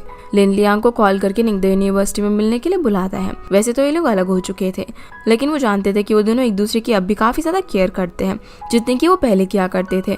लिन अब उसे यहाँ पर सारी बातें बताता है। लिन के इस डिसीजन से लियांग को भी खुशी होती है, क्योंकि वो जानता था कि लिन अपनी बात पर अड़ा रहेगा। फिर वो उसे रिक्वेस्ट करता है कि उसके जाने के बाद कंपनी को वो संभाले, क्योंकि वो जानता था कि जैंग कंपनी का हेड किसी और को जरूर बनाएगा। पर लिन नहीं चाहता था कि लियांग के अलावा कंपनी को कोई और टेक ओवर करे, क्योंकि लियांग कैपेबल भी था और लिन को उस पर ट्रस्ट भी था कि उसके लौटने पर लियांग फिर से कंपनी उसे सौंप देगा, जिस बात पर लियांग भी मान जाता है। लिन फिर उसे रिक्वेस्ट करता है कि वो यूशी का ध्यान रखे, क्योंकि अब वो बीजिंग जाने वाला था। वो कहीं आसपास अपना नया काम शुरू नहीं कर सकता था, क्योंकि जैंग उसके लिए प्रॉब्लम क्रिएट करता और वो ये भी नहीं चाहता था कि यूशी उसकी वजह से कंपनी छोड़ दे। तो लियांग उसे यूशी का अच्छे से ख्याल रखने का प्रॉमिस करता है और अब वो यूशी को प्रपोज भी नहीं करना चाहता था, क्योंकि वो समझ गया था कि यूशी और लिन एक दूसरे को पसंद करते हैं। लिन अब कॉफी शॉप में यूशी से मिलने के लिए जाता है, जहाँ वो उसे बता देता है कि वो कंपनी छोड़ रहा है। ये सुनकर यूशी काफी ज्यादा हैरान हो जाती है। लिन उसे बोलता है कि बीजिंग में अच्छी वर्क अपॉर्चुनिटी है, इसीलिए अब वो कुछ महीनों के लिए वहाँ पर जा रहे हैं। यूशी भी यहाँ पर उसके साथ जाने की रिक्वेस्ट करती है, पर वो उसे वहीं पर रुकने के लिए कहता है, क्योंकि अब उसकी अच्छी खासी फैन फॉलोइंग हो चुकी थी। यूशी उससे दूर नहीं रहना चाहती थी, पर लिन उसे अपने साथ नहीं ले जा रहा था, इसीलिए वो उसे नाराज हो जाती है और बात खत्म किए बिना ही वहाँ से चले जाने को बोलती है। इसीलिए लिन भी यहाँ से चला जाता है। अगले दिन लिन अपना सामान पैक करने के लिए फिर से कंपनी आता है। अब तक सभी लोगों को जैंग की हरकतों के बारे में पता चल चुका था और कोई भी लिन के जाने से खुश नहीं था। पूरी डबिंग टीम भी लिन के साथ जाना चाहती थी, पर लिन उन सभी को समझाता है कि अगर वो सभी लोग कंपनी से जाएंगे तो कंपनी को कौन संभालेगा। पर उसे यहाँ पर यूशी कहीं भी नजर नहीं आती, इसीलिए वो उसे सी साइड पर देखने के लिए जाता है, जहाँ यूशी अकेले बैठी हुई थी और उसका मूड भी काफी अपसेट था। यूशी यहाँ पर फिर से लिन के साथ जाने की जिद करती है, पर लिन उसे समझाने की बहुत ज्यादा कोशिश करता है। यूशी इस बात से काफी ज्यादा अपसेट थी कि लिन उसके साथ अपना पेन शेयर तक नहीं करता और वो फिर से लिन को वहीं पर छोड़कर चली जाती है। अगले दिन जैंग लियांग के साथ फैंगलिंग कंपनी में आता है। वो सभी लोगों को बताता है कि आज से लियांग कंपनी को संभालेगा, लेकिन कोई भी उसके डिसीजन से खुश नहीं था। यूशी भी यहाँ पर लियांग को गलत समझ लेती है। वो सोचती है कि लियांग लिन की सिचुएशन का फायदा उठाने की कोशिश कर रहा है। अब जैंग के जाने के बाद यूशी उससे मिलने के लिए जाती है और पूछती है कि उसने ऐसा क्यों किया। वो यहाँ पर उसकी बातों पर यकीन भी नहीं करती, पर फिर लियांग उसे बताता है कि लिन ने खुद उसे ऐसा करने के लिए कहा है और वो उसे इस बात की श्योरिटी देता है कि वो बस लिन के वापस आने तक कंपनी को संभालेगा और उसे ये भी समझाने की कोशिश करता है कि उसका लिन के लिए कंपनी में रहना और अपने करियर पर फोकस करना कितना इंपॉर्टेंट है। दूसरी तरफ लिन भी पैकिंग करके बीजिंग जाने के लिए निकल जाता है, जिसके बाद हम देखते हैं कि जैंग पायलट फिल्म डबिंग एक्टर्स को इंट्रोड्यूस करवाने के लिए प्रेस कॉन्फ्रेंस रखता है। अपनी स्पीच खत्म करने के बाद वो यूशी को माइक देता है, क्योंकि वो फिल्म की मेन लीड थी। वो यहाँ पर अपनी स्पीच शुरू करती है और सबसे पहले लिन को हर चीज़ के लिए थैंक्स करती है और मीडिया के सामने उसे एक कंपनी का ओनर बताती है, जो देखकर बाकी सब बहुत ज़्यादा खुश होते हैं, पर जैंग काफ़ी इरिटेट हो जाता है। स्पीच खत्म करने के साथ ही वो ये भी अनाउंस कर देती है कि वो फैंगलिंग कंपनी छोड़ रही है और ये सुनकर सभी लोग काफ़ी शॉक रह जाते हैं। दूसरी तरफ लिन भी अपने फ़ोन में प्रेस कॉन्फ्रेंस को लाइव देख रहा था। वो ऑलरेडी एयरपोर्ट जाने के लिए निकल चुका था, लेकिन यूशी की कंपनी छोड़ने की बात सुनकर वो एयरपोर्ट जाने के बजाय यूशी से मिलने के लिए आ जाता है। दूसरी तरफ लियांग यूशी को समझाने की कोशिश कर रहा होता है कि वो कंपनी ना छोड़े, पर वो अपना डिसीजन चेंज नहीं करती। उसी वक्त लिन भी वहाँ पर पहुँच जाता है। वो यूशी को समझाने की बहुत ज़्यादा कोशिश करता है, पर यूशी उसकी कोई भी बात नहीं सुनती। लिन भी अब यहाँ पर अपना बीजिंग जाने का प्लान कैंसिल कर देता है और यूशी से उसे कुछ भी ना बताने वाली गलती के लिए बहुत ज़्यादा माफ़ी मांगता है, पर वो उसे माफ़ नहीं करती। लिन की इतनी ज़्यादा कोशिश देखने के बाद यूशी समझ गई थी कि उसे अपनी गलती का एहसास हो गया है। वो वैसे तो उसे माफ़ कर चुकी थी, पर वो उसे अभी भी नाराज़ होने का नाटक कर रही थी। जिसके बाद लिन यूशी से मिलने के लिए उसके घर आता है। वो यूशी को यहाँ पर रेडी होकर अपने साथ बाहर चलने के लिए कहता है और उसे एक गार्डन में लेकर जाता है, जहाँ पर उसने उसके लिए बहुत ही अच्छा डेकोरेशन किया हुआ था और ये सब उसके लिए एक सरप्राइज था। यूशी की आंखों पर पट्टी बंधी हुई थी और जैसे ही वो पट्टी हटाता है तो यूशी सारा डेकोरेशन देखकर बहुत ज्यादा खुश होती है। लिन ने सामने की एक टेबल पर एक बॉक्स रखा हुआ था जिसमें उन दोनों की क्यूट सी डमी डॉल्स थी। फिर वो उसके लिए एक छोटी सी स्टोरी प्ले करता है जो कि असल में उन दोनों की स्टोरी थी। ये देखकर यूशी को उनके पुराने फ्लैशबैक्स याद आने लग जाते हैं। वो उसे यहाँ पर बहुत ही रोमांटिक वे में उनके मिलने की स्टोरी सुना रहा था और स्टोरी की एंडिंग तक लिन उन दोनों डमीज को भी एक दूसरे के क्लोज ले आता है। अब बारी थी रियल सरप्राइज की, जहाँ पर लिन फिर से रोलर घुमाना शुरू करता है और अब दोनों डमीज के बीच में नीचे से एक सुंदर सी रिंग निकल कर आती है। लिन वो रिंग निकाल कर यूशी के पास आता है और ये कोई नॉर्मल रिंग नहीं थी, ये एक यूनिक वॉइस प्रिंट रिंग थी जिसमें हम जो भी कहे वो सब प्रिंट हो जाता है। यानी कि अब उस रिंग के अंदर यूशी और लिन की love story as a memory हमेशा के लिए सेव हो गई थी।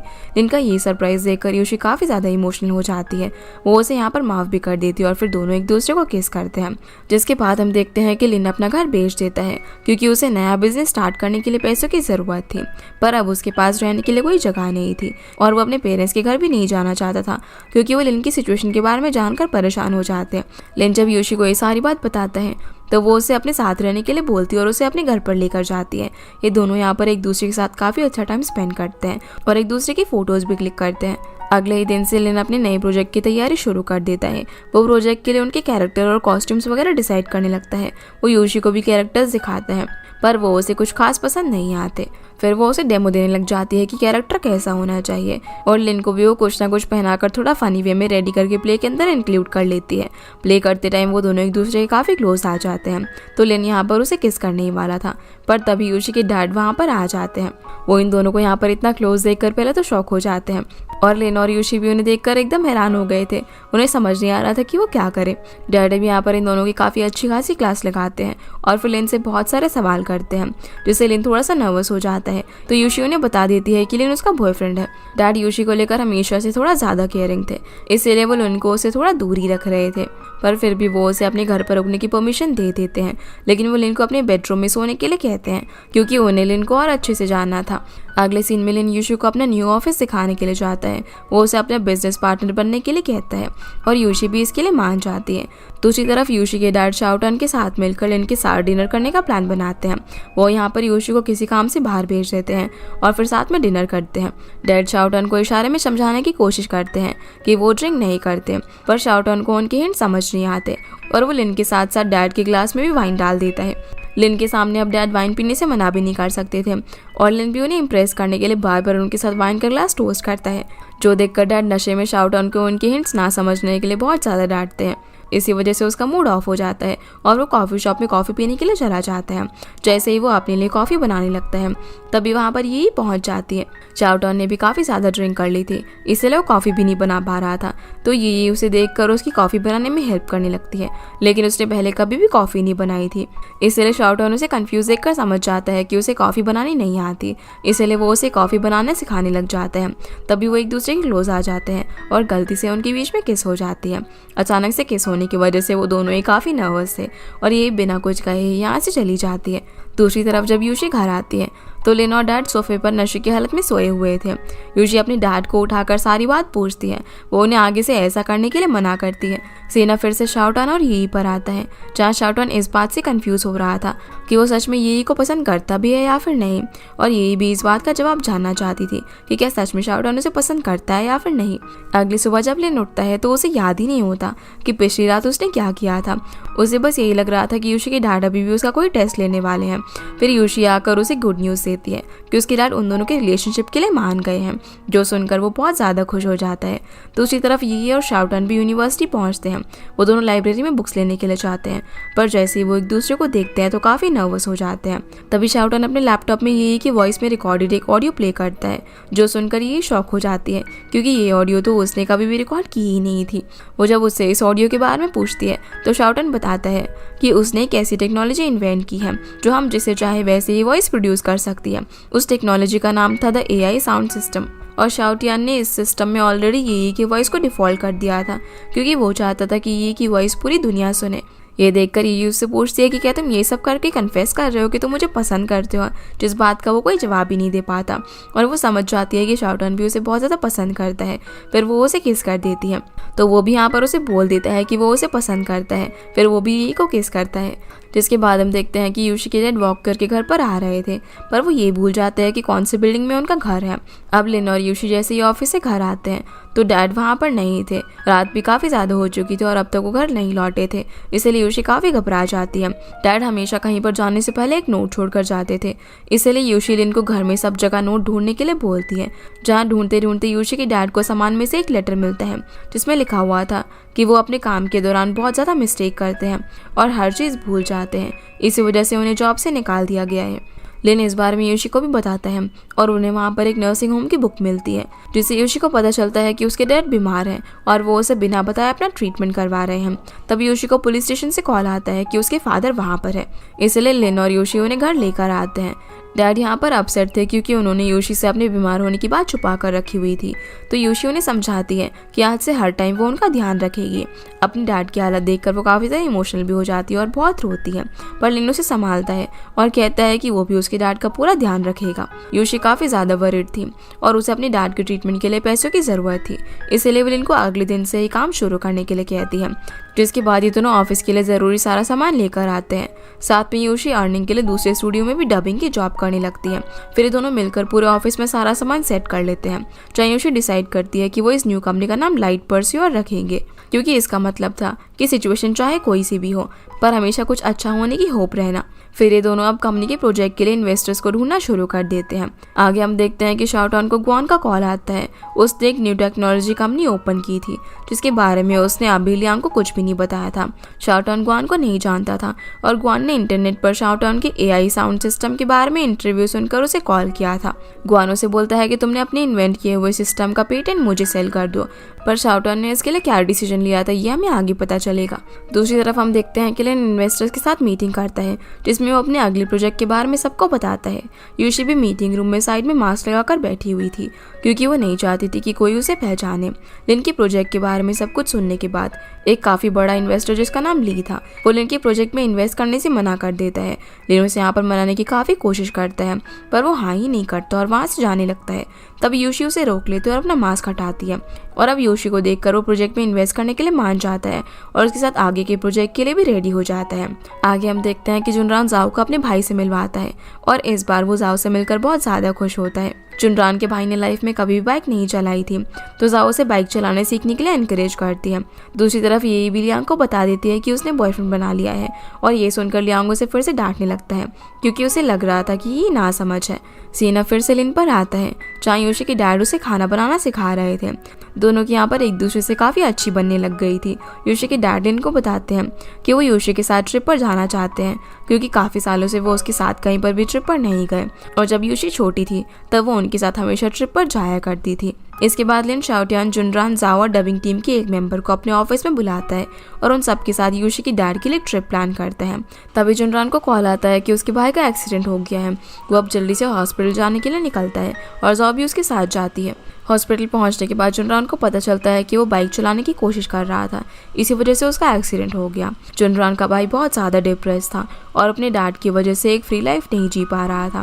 फैमिली बिजनेस भी अकेले उसे ही संभालना पड़ रहा था। वो ये सारी बातें जुनरान को भी बताता है, जो सब सुनकर उसे काफ़ी बुरा लगता है और वह गिल्टी फील करता है क्योंकि उसे लग रहा था कि उसकी वजह से उसके भाई पर काम का इतना बर्डन पड़ा।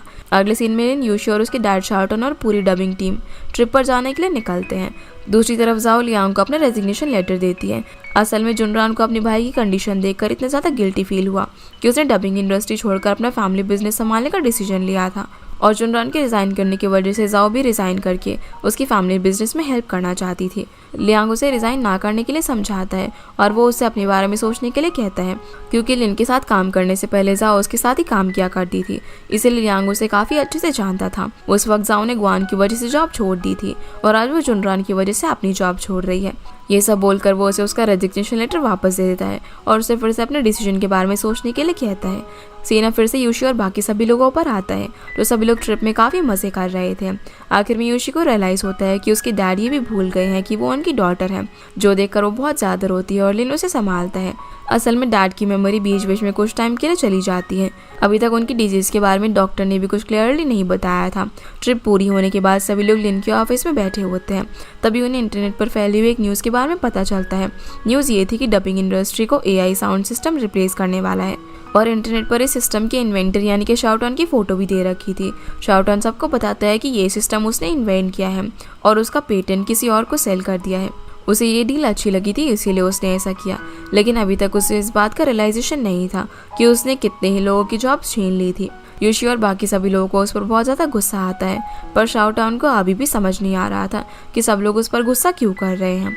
तभी लिन को ली का कॉल आता है, जो कि उसके साथ कॉन्ट्रैक्ट कैंसिल कर देता है, क्योंकि अब वो भी उनकी प्रोजेक्ट में इन्वेस्ट करना चाहता था जो कि AI साउंड सिस्टम का यूज़ करे। इसका ये रीज़न था कि AI sound system dubbing artist के कंपैरिजन में काफ़ी लो कॉस्ट था और उसकी डब करने की स्पीड भी एक इंसान से काफ़ी गुना ज़्यादा थी।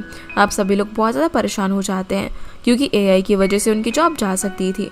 दूसरी तरफ ज़ैंग भी लियांग को डबिंग एक्टर्स की बजाय AI चूज़ करने के लिए बोलता है और लियांग को ना चाहते हुए भी उसे हाँ बोलना पड़ता है। ज़ैंग के जाने के बाद लियांग गुआन को डांट लगाता है कि उसने ज़ैंग को ये सब सजेस्ट करने से पहले उसे पूछ लेना चाहिए था। गुआन ने उसके सामने अपनी न्यू कंपनी का कार्ड रख देता है। तब लियांग को सारी बात समझ में आ जाती है।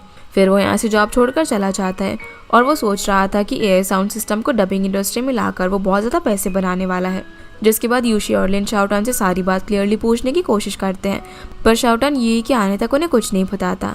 ये के आने के बाद शाओटान और यूशी झगड़ते रहते हैं क्योंकि यूशी को लग रहा था कि शाओटान पूरी तरह से गलत है, पर ये शाओटान को अपने साथ बाहर लेकर चली जाती है। वो उसे कहती है कि उसने AI साउंड सिस्टम बनाकर गलती की है, लेकिन शाओटान बाकी सभी के साथ साथ ये के कहने पर भी खुद को गलत नहीं मानता। उसके हिसाब से उसने एक इन्वेंशन किया था जो कि दुनिया में काफ़ी कुछ चेंजेस ला सकता था और ये टेक्नोलॉजी लोगों के काफ़ी काम भी आ सकती थी। उसे ये भी लग रहा था कि अगर इससे किसी की जॉब गई है तो न्यू जॉब अपॉर्चुनिटी आ भी जाएगी। वो खुद को यहाँ पर बिल्कुल भी गलत नहीं मानता, इसलिए ये उससे गुस्सा हो जाती है और उसे अकेला छोड़कर चली जाती है। जिसके बाद लिन काफ़ी सोचकर यूशी से कहता है कि शाओटान की इसमें कोई भी गलती नहीं है क्योंकि उसने बस साइंस के डेवलपमेंट में अपना कंट्रीब्यूशन दिया है और ये टेक्नोलॉजी लोगों की काफ़ी हेल्प भी करेगी। लिन का यहाँ पर शाओटान को सपोर्ट करना यूशी को सही नहीं लगता, इसीलिए वो उस पर गुस्सा करती है। जिसके बाद यूशी अपने डैड का ध्यान रखने के लिए उनके साथ खड़ी होती है। उसके डैड नीबस के साथ गेम खेल रहे थे, तभी शाओटान और लिन वहाँ पर आ जाते हैं। लिन यूशी को उसके डैड से दूर खड़ा कर देता है और उसे अब जो शाओटान करने वाला था उसे देखने के लिए कहता है। असल में डैड भूल गए थे कि सामने खड़ी लड़की उनकी बेटी यूशी है। शाओटान डैड को उसके फ़ोन में यूशी से कुछ भी करने के लिए कहता है, तो यूशी के डैड पूछते हैं कि क्या उसने खाना खाया। तभी अपने आप ही यूशी की आवाज़ में कोई जवाब देने लगता है, जिससे डैड को लगता है कि यूशी उनसे फ़ोन पर बात कर सकती है। ये देखकर यूशी काफ़ी शॉक रह जाती है और ये सब शाओटान के इन्वेंट किए हुए सिस्टम की वजह से पॉसिबल हुआ था। लिन अब यूशी को समझाता है कि जो टेक्नोलॉजी शाओटान ने इन्वेंट की है वो दुनिया में काफ़ी लोगों की हेल्प कर सकती है। अपने डैड को देखकर यूशी को ये बात समझ में आ जाती है और उसे ये भी समझ आ जाता है कि शाओटान ने इस टेक्नोलॉजी का इन्वेंशन करके कोई गलती नहीं की है। अब लिन और यूशी का ये मोटिव था कि AI साउंड सिस्टम लोगों के काम तो आए, लेकिन उसका यूज़ डबिंग इंडस्ट्री में ना हो। इसीलिए वो एक कॉन्टेस्ट का अनाउंसमेंट करते हैं जिसमें लोगों के वोट से डिसाइड होने वाला था कि डबिंग इंडस्ट्री में लोग AI के थ्रू जनरेट की हुई वॉइस को सुनना चाहते हैं या फिर रियल ह्यूमंस की वॉइस को। जो कॉन्टेस्ट गुआन और लिन की कंपनी के बीच होने वाला था। ली एक काफ़ी बड़ा इन्वेस्टर था और उसी ने गुआन के साथ सबसे पहले कॉन्ट्रैक्ट साइन किया था। इसलिए गुआन उसके ऑफिस जाकर उसे अपनी बातों में लाने की कोशिश करता है ताकि डबिंग कॉन्टेस्ट में चाहे जो कुछ भी हो ली उसके साथ ही कॉन्ट्रैक्ट साइन करे, लेकिन वो उसकी बातों में नहीं आता और उसे इतना कहता है कि अगर AI साउंड सिस्टम सच में अच्छा हुआ तो वो उसके साथ कॉन्ट्रैक्ट साइन ज़रूर करेगा। अब डबिंग कॉन्टेस्ट की शुरुआत होने से पहले शाओटान ये को मनाने के लिए चाहता है, पर वो उससे अब भी गुस्सा थी। वो उसे एक चिप दिखाकर बोलता है कि इस चिप में वो है जिसकी हेल्प से उसने लिन की आज की स्पीच प्रिपेयर करने में हेल्प की है। ये को यहाँ पर उसकी बात समझ में नहीं आती और वो उसे ये बोलकर चली जाती है कि जब तक लिन कॉन्टेस्ट नहीं जीत जाता वो उसे माफ़ नहीं करेगी। अब डबिंग कॉन्टेस्ट की शुरुआत होती है और इस कॉन्टेस्ट को देखने के लिए ली भी आया हुआ था। लिन, यूशी और बाकी सब लोग भी कॉन्टेस्ट के लिए रेडी थे। पूरा चाइना भी टीवी पर कॉन्टेस्ट देख रहा था और सभी लोग वोट करने के लिए रेडी थे। सबसे पहले स्टेज पर गुआन को परफॉर्म करने के लिए बुलाया जाता है, जहाँ वो अपने साथ एक रोबोट लेकर आया था। वो उस रोबोट से जैसी आवाज़ निकालने के लिए कहता है तो वो यही की आवाज़ में डबिंग करना शुरू कर देता है। इसके बाद सभी लोग वोट करते हैं और 90% वोट्स गुआन के साउंड सिस्टम को मिलते हैं, जिससे गुआन को ये लगता है कि उसकी जीत पक्की है। और अब लिन स्टेज पर जाता है उन लोगों ने कोई परफॉर्मेंस रेडी नहीं की हुई थी। लिन अपनी स्पीच देना शुरू करता है। सबसे पहले वो डबिंग इंडस्ट्री में चाइना से शुरू से लेकर अब तक कैसी ग्रोथ हुई इसके बारे में बात करता है। फिर वो अपनी डबिंग की जर्नी के बारे में सभी लोगों को बताता है ताकि लोगों को रियल ह्यूमन बींग्स का हार्डवर्क और उनकी वॉइस की वैल्यू समझ में आए। इसके बाद वो सभी लोगों को एक वीडियो क्लिप दिखाता है जिसमें शाओटन फिर से एआई साउंड सिस्टम यूज करके यूशी के डैड को यूशी की एआई की वॉइस सुनाने की कोशिश कर रहे थे, पर इस बार डैड पहचान जाते हैं कि ये आवाज़ उसकी नहीं है। डैड भी अपने नेबर्स के साथ मिलकर कॉन्टेस्ट को लाइव टीवी पर देख रहे थे। इस वीडियो के खत्म होने के बाद लिन सभी लोगों को बताता है कि यूशी के डैड की सिचुएशन से गुजर रहे हैं और उन्हें भूलने की बीमारी होने के बावजूद वो फिजिकली तो यूशी को नहीं पहचान पा रहे, पर उन्हें उसकी वॉइस अभी भी याद है। इस क्लिप के थ्रू लिन सभी का ध्यान इस बात पर लाने की कोशिश करता है कि हर एक वॉइस यूनिक होती है और हर एक वॉइस की अपनी खास मेमोरी भी होती है, जो मेमोरी एआई जनरेटेड वॉइस में नहीं हो सकती है और ना ही उसके अंदर रियल ह्यूमन बीइंग्स के इमोशंस हो सकते हैं। इसीलिए एआई जनरेटेड वॉइस कभी भी रियल ह्यूमन की वॉइस को रिप्लेस नहीं कर सकती। जिसकी इस स्पीच को सुनकर ली काफ़ी ज़्यादा इंप्रेस हो जाता है और उन्हें भी ह्यूमन बीइंग की वॉइस की वैल्यू समझ में आती है। अब बारी थी ऑडियंस की वोट की। इस बार ऑडियंस अपनी वोट लिन को देती है क्योंकि लोगों को भी समझ आ गया था कि एआई वॉइस और नेचुरल वॉइस में क्या डिफरेंस है। जहाँ लिन और उसकी पूरी टीम बिना कोई परफॉर्मेंस दिए ही ये कॉन्टेस्ट जीत जाती है और यूशी के डैड भी बहुत ज़्यादा खुश होते हैं। कॉन्टेस्ट खत्म होने के बाद ली लिन को आकर कॉन्ग्रेचुलेट करता है और उसकी स्पीच की तारीफ भी करता है। वो अब अपने प्रोजेक्ट में वॉइस एक्टर्स का ही यूज़ करना चाहता था, इसलिए वो फिर से लिन के साथ कॉन्ट्रैक्ट साइन करने का डिसाइड करता है, जो सुनकर ग्वान शॉक रह जाता है। वो ली के पीछे पीछे जाता है और उसे बार बार रिक्वेस्ट करता है कि वो उसके साथ कॉन्ट्रैक्ट कैंसिल ना करे, पर ली उसकी कोई भी बात नहीं सुनता और वहाँ से चला जाता है। ये भी अब यहाँ पर शाओटन को माफ़ कर देती है। फिर लिन, यूशी, लियांग और बाकी सभी लोग खुशी से उछल पड़ते हैं। वो सभी लोग बैठकर एक दूसरे से बात करने लगते हैं, लेकिन तभी लिन देखता है कि जुनरान थोड़ा सा अपसेट था। जुनरान सभी को बताता है कि वो डबिंग इंडस्ट्री छोड़ रहा है क्योंकि अब उसे अपने डैड का बिजनेस संभालना था। सभी लोग उसके जाने से सैड हो जाते हैं और पूरी डबिंग टीम उससे अलग होते टाइम रोने लग जाती है। जुनरान भी काफ़ी इमोशनल था। जिसके बाद लिन, यूशी और उसके डैड रिवर में फिशिंग करने के लिए जाते हैं। डैड अब यहाँ पर लिन को काफ़ी ज़्यादा पसंद करने लग गए थे। उन्हें पता लग गया था कि लिन यूशी के लिए सही लड़का है और वो उससे बहुत प्यार भी करता है। जब डैड लिन की तारीफ करते हैं तभी लिन एंगेजमेंट रिंग निकाल कर यूशी को यहाँ पर प्रपोज कर देता है। डैड भी उन्हें यहाँ पर शादी करने की परमिशन दे देते हैं और लिन यूशी को रिंग पहनाता है, जो देखकर वो काफ़ी ज़्यादा खुश होती है। अब हम कुछ टाइम बाद का सीन देखते हैं जहाँ पर बेस्ट वॉइस एक्टर का अनाउंसमेंट होने वाला था और इस लिस्ट में यूशी का नाम भी नॉमिनेटेड था। तभी विनर अनाउंस होता है, जो कि और कोई नहीं बल्कि यूशी थी। यूशी का अवार्ड देने के लिए लिन को ही इनवाइट किया गया था। अवार्ड देकर लिन उसे हक कर लेता है। इसके बाद सभी लोग अपनी लाइफ के अंदर बिजी हो जाते हैं। जहाँ लियांग वॉइस एक्टर तो नहीं था, पर उसका वॉइस एक्टर बनने का ड्रीम जरूर था, इसलिए वो भी डबिंग करना शुरू कर देता है। लिन अपनी न्यू डबिंग क्लास शुरू कर देता है ताकि वो और न्यू कमर्स को डबिंग इंडस्ट्री में आने का मौका दे सके। जुनरान भी अपनी फैमिली बिजनेस के अंदर तो चला गया था, पर अभी भी उसका मन डबिंग छोड़ने का नहीं था, इसलिए वो अपने ऑफिस में रिकॉर्डिंग सिस्टम लगाकर वहाँ पर पार्ट टाइम डबिंग करना शुरू कर देता है। ये भी अब यूशी की तरह ब्लाइंड स्कूल के बच्चों के लिए स्टोरी रिकॉर्ड करने लग गई थी और सभी लोग अपनी लाइफ में काफ़ी खुश थे। इसी हैप्पी एंडिंग के साथ ये ड्रामा यहीं पर फिनिश हो जाता है। तो गाइस, ये थी आज की वीडियो एंड आई होप आप लोग को ये वीडियो पसंद आई होगी। तो इस वीडियो को लाइक कर चैनल को सब्सक्राइब जरूर कीजिएगा। आपसे फिर मिलता है अगले इंटरेस्टिंग ड्रामा में। तब तक के लिए गुड बाय।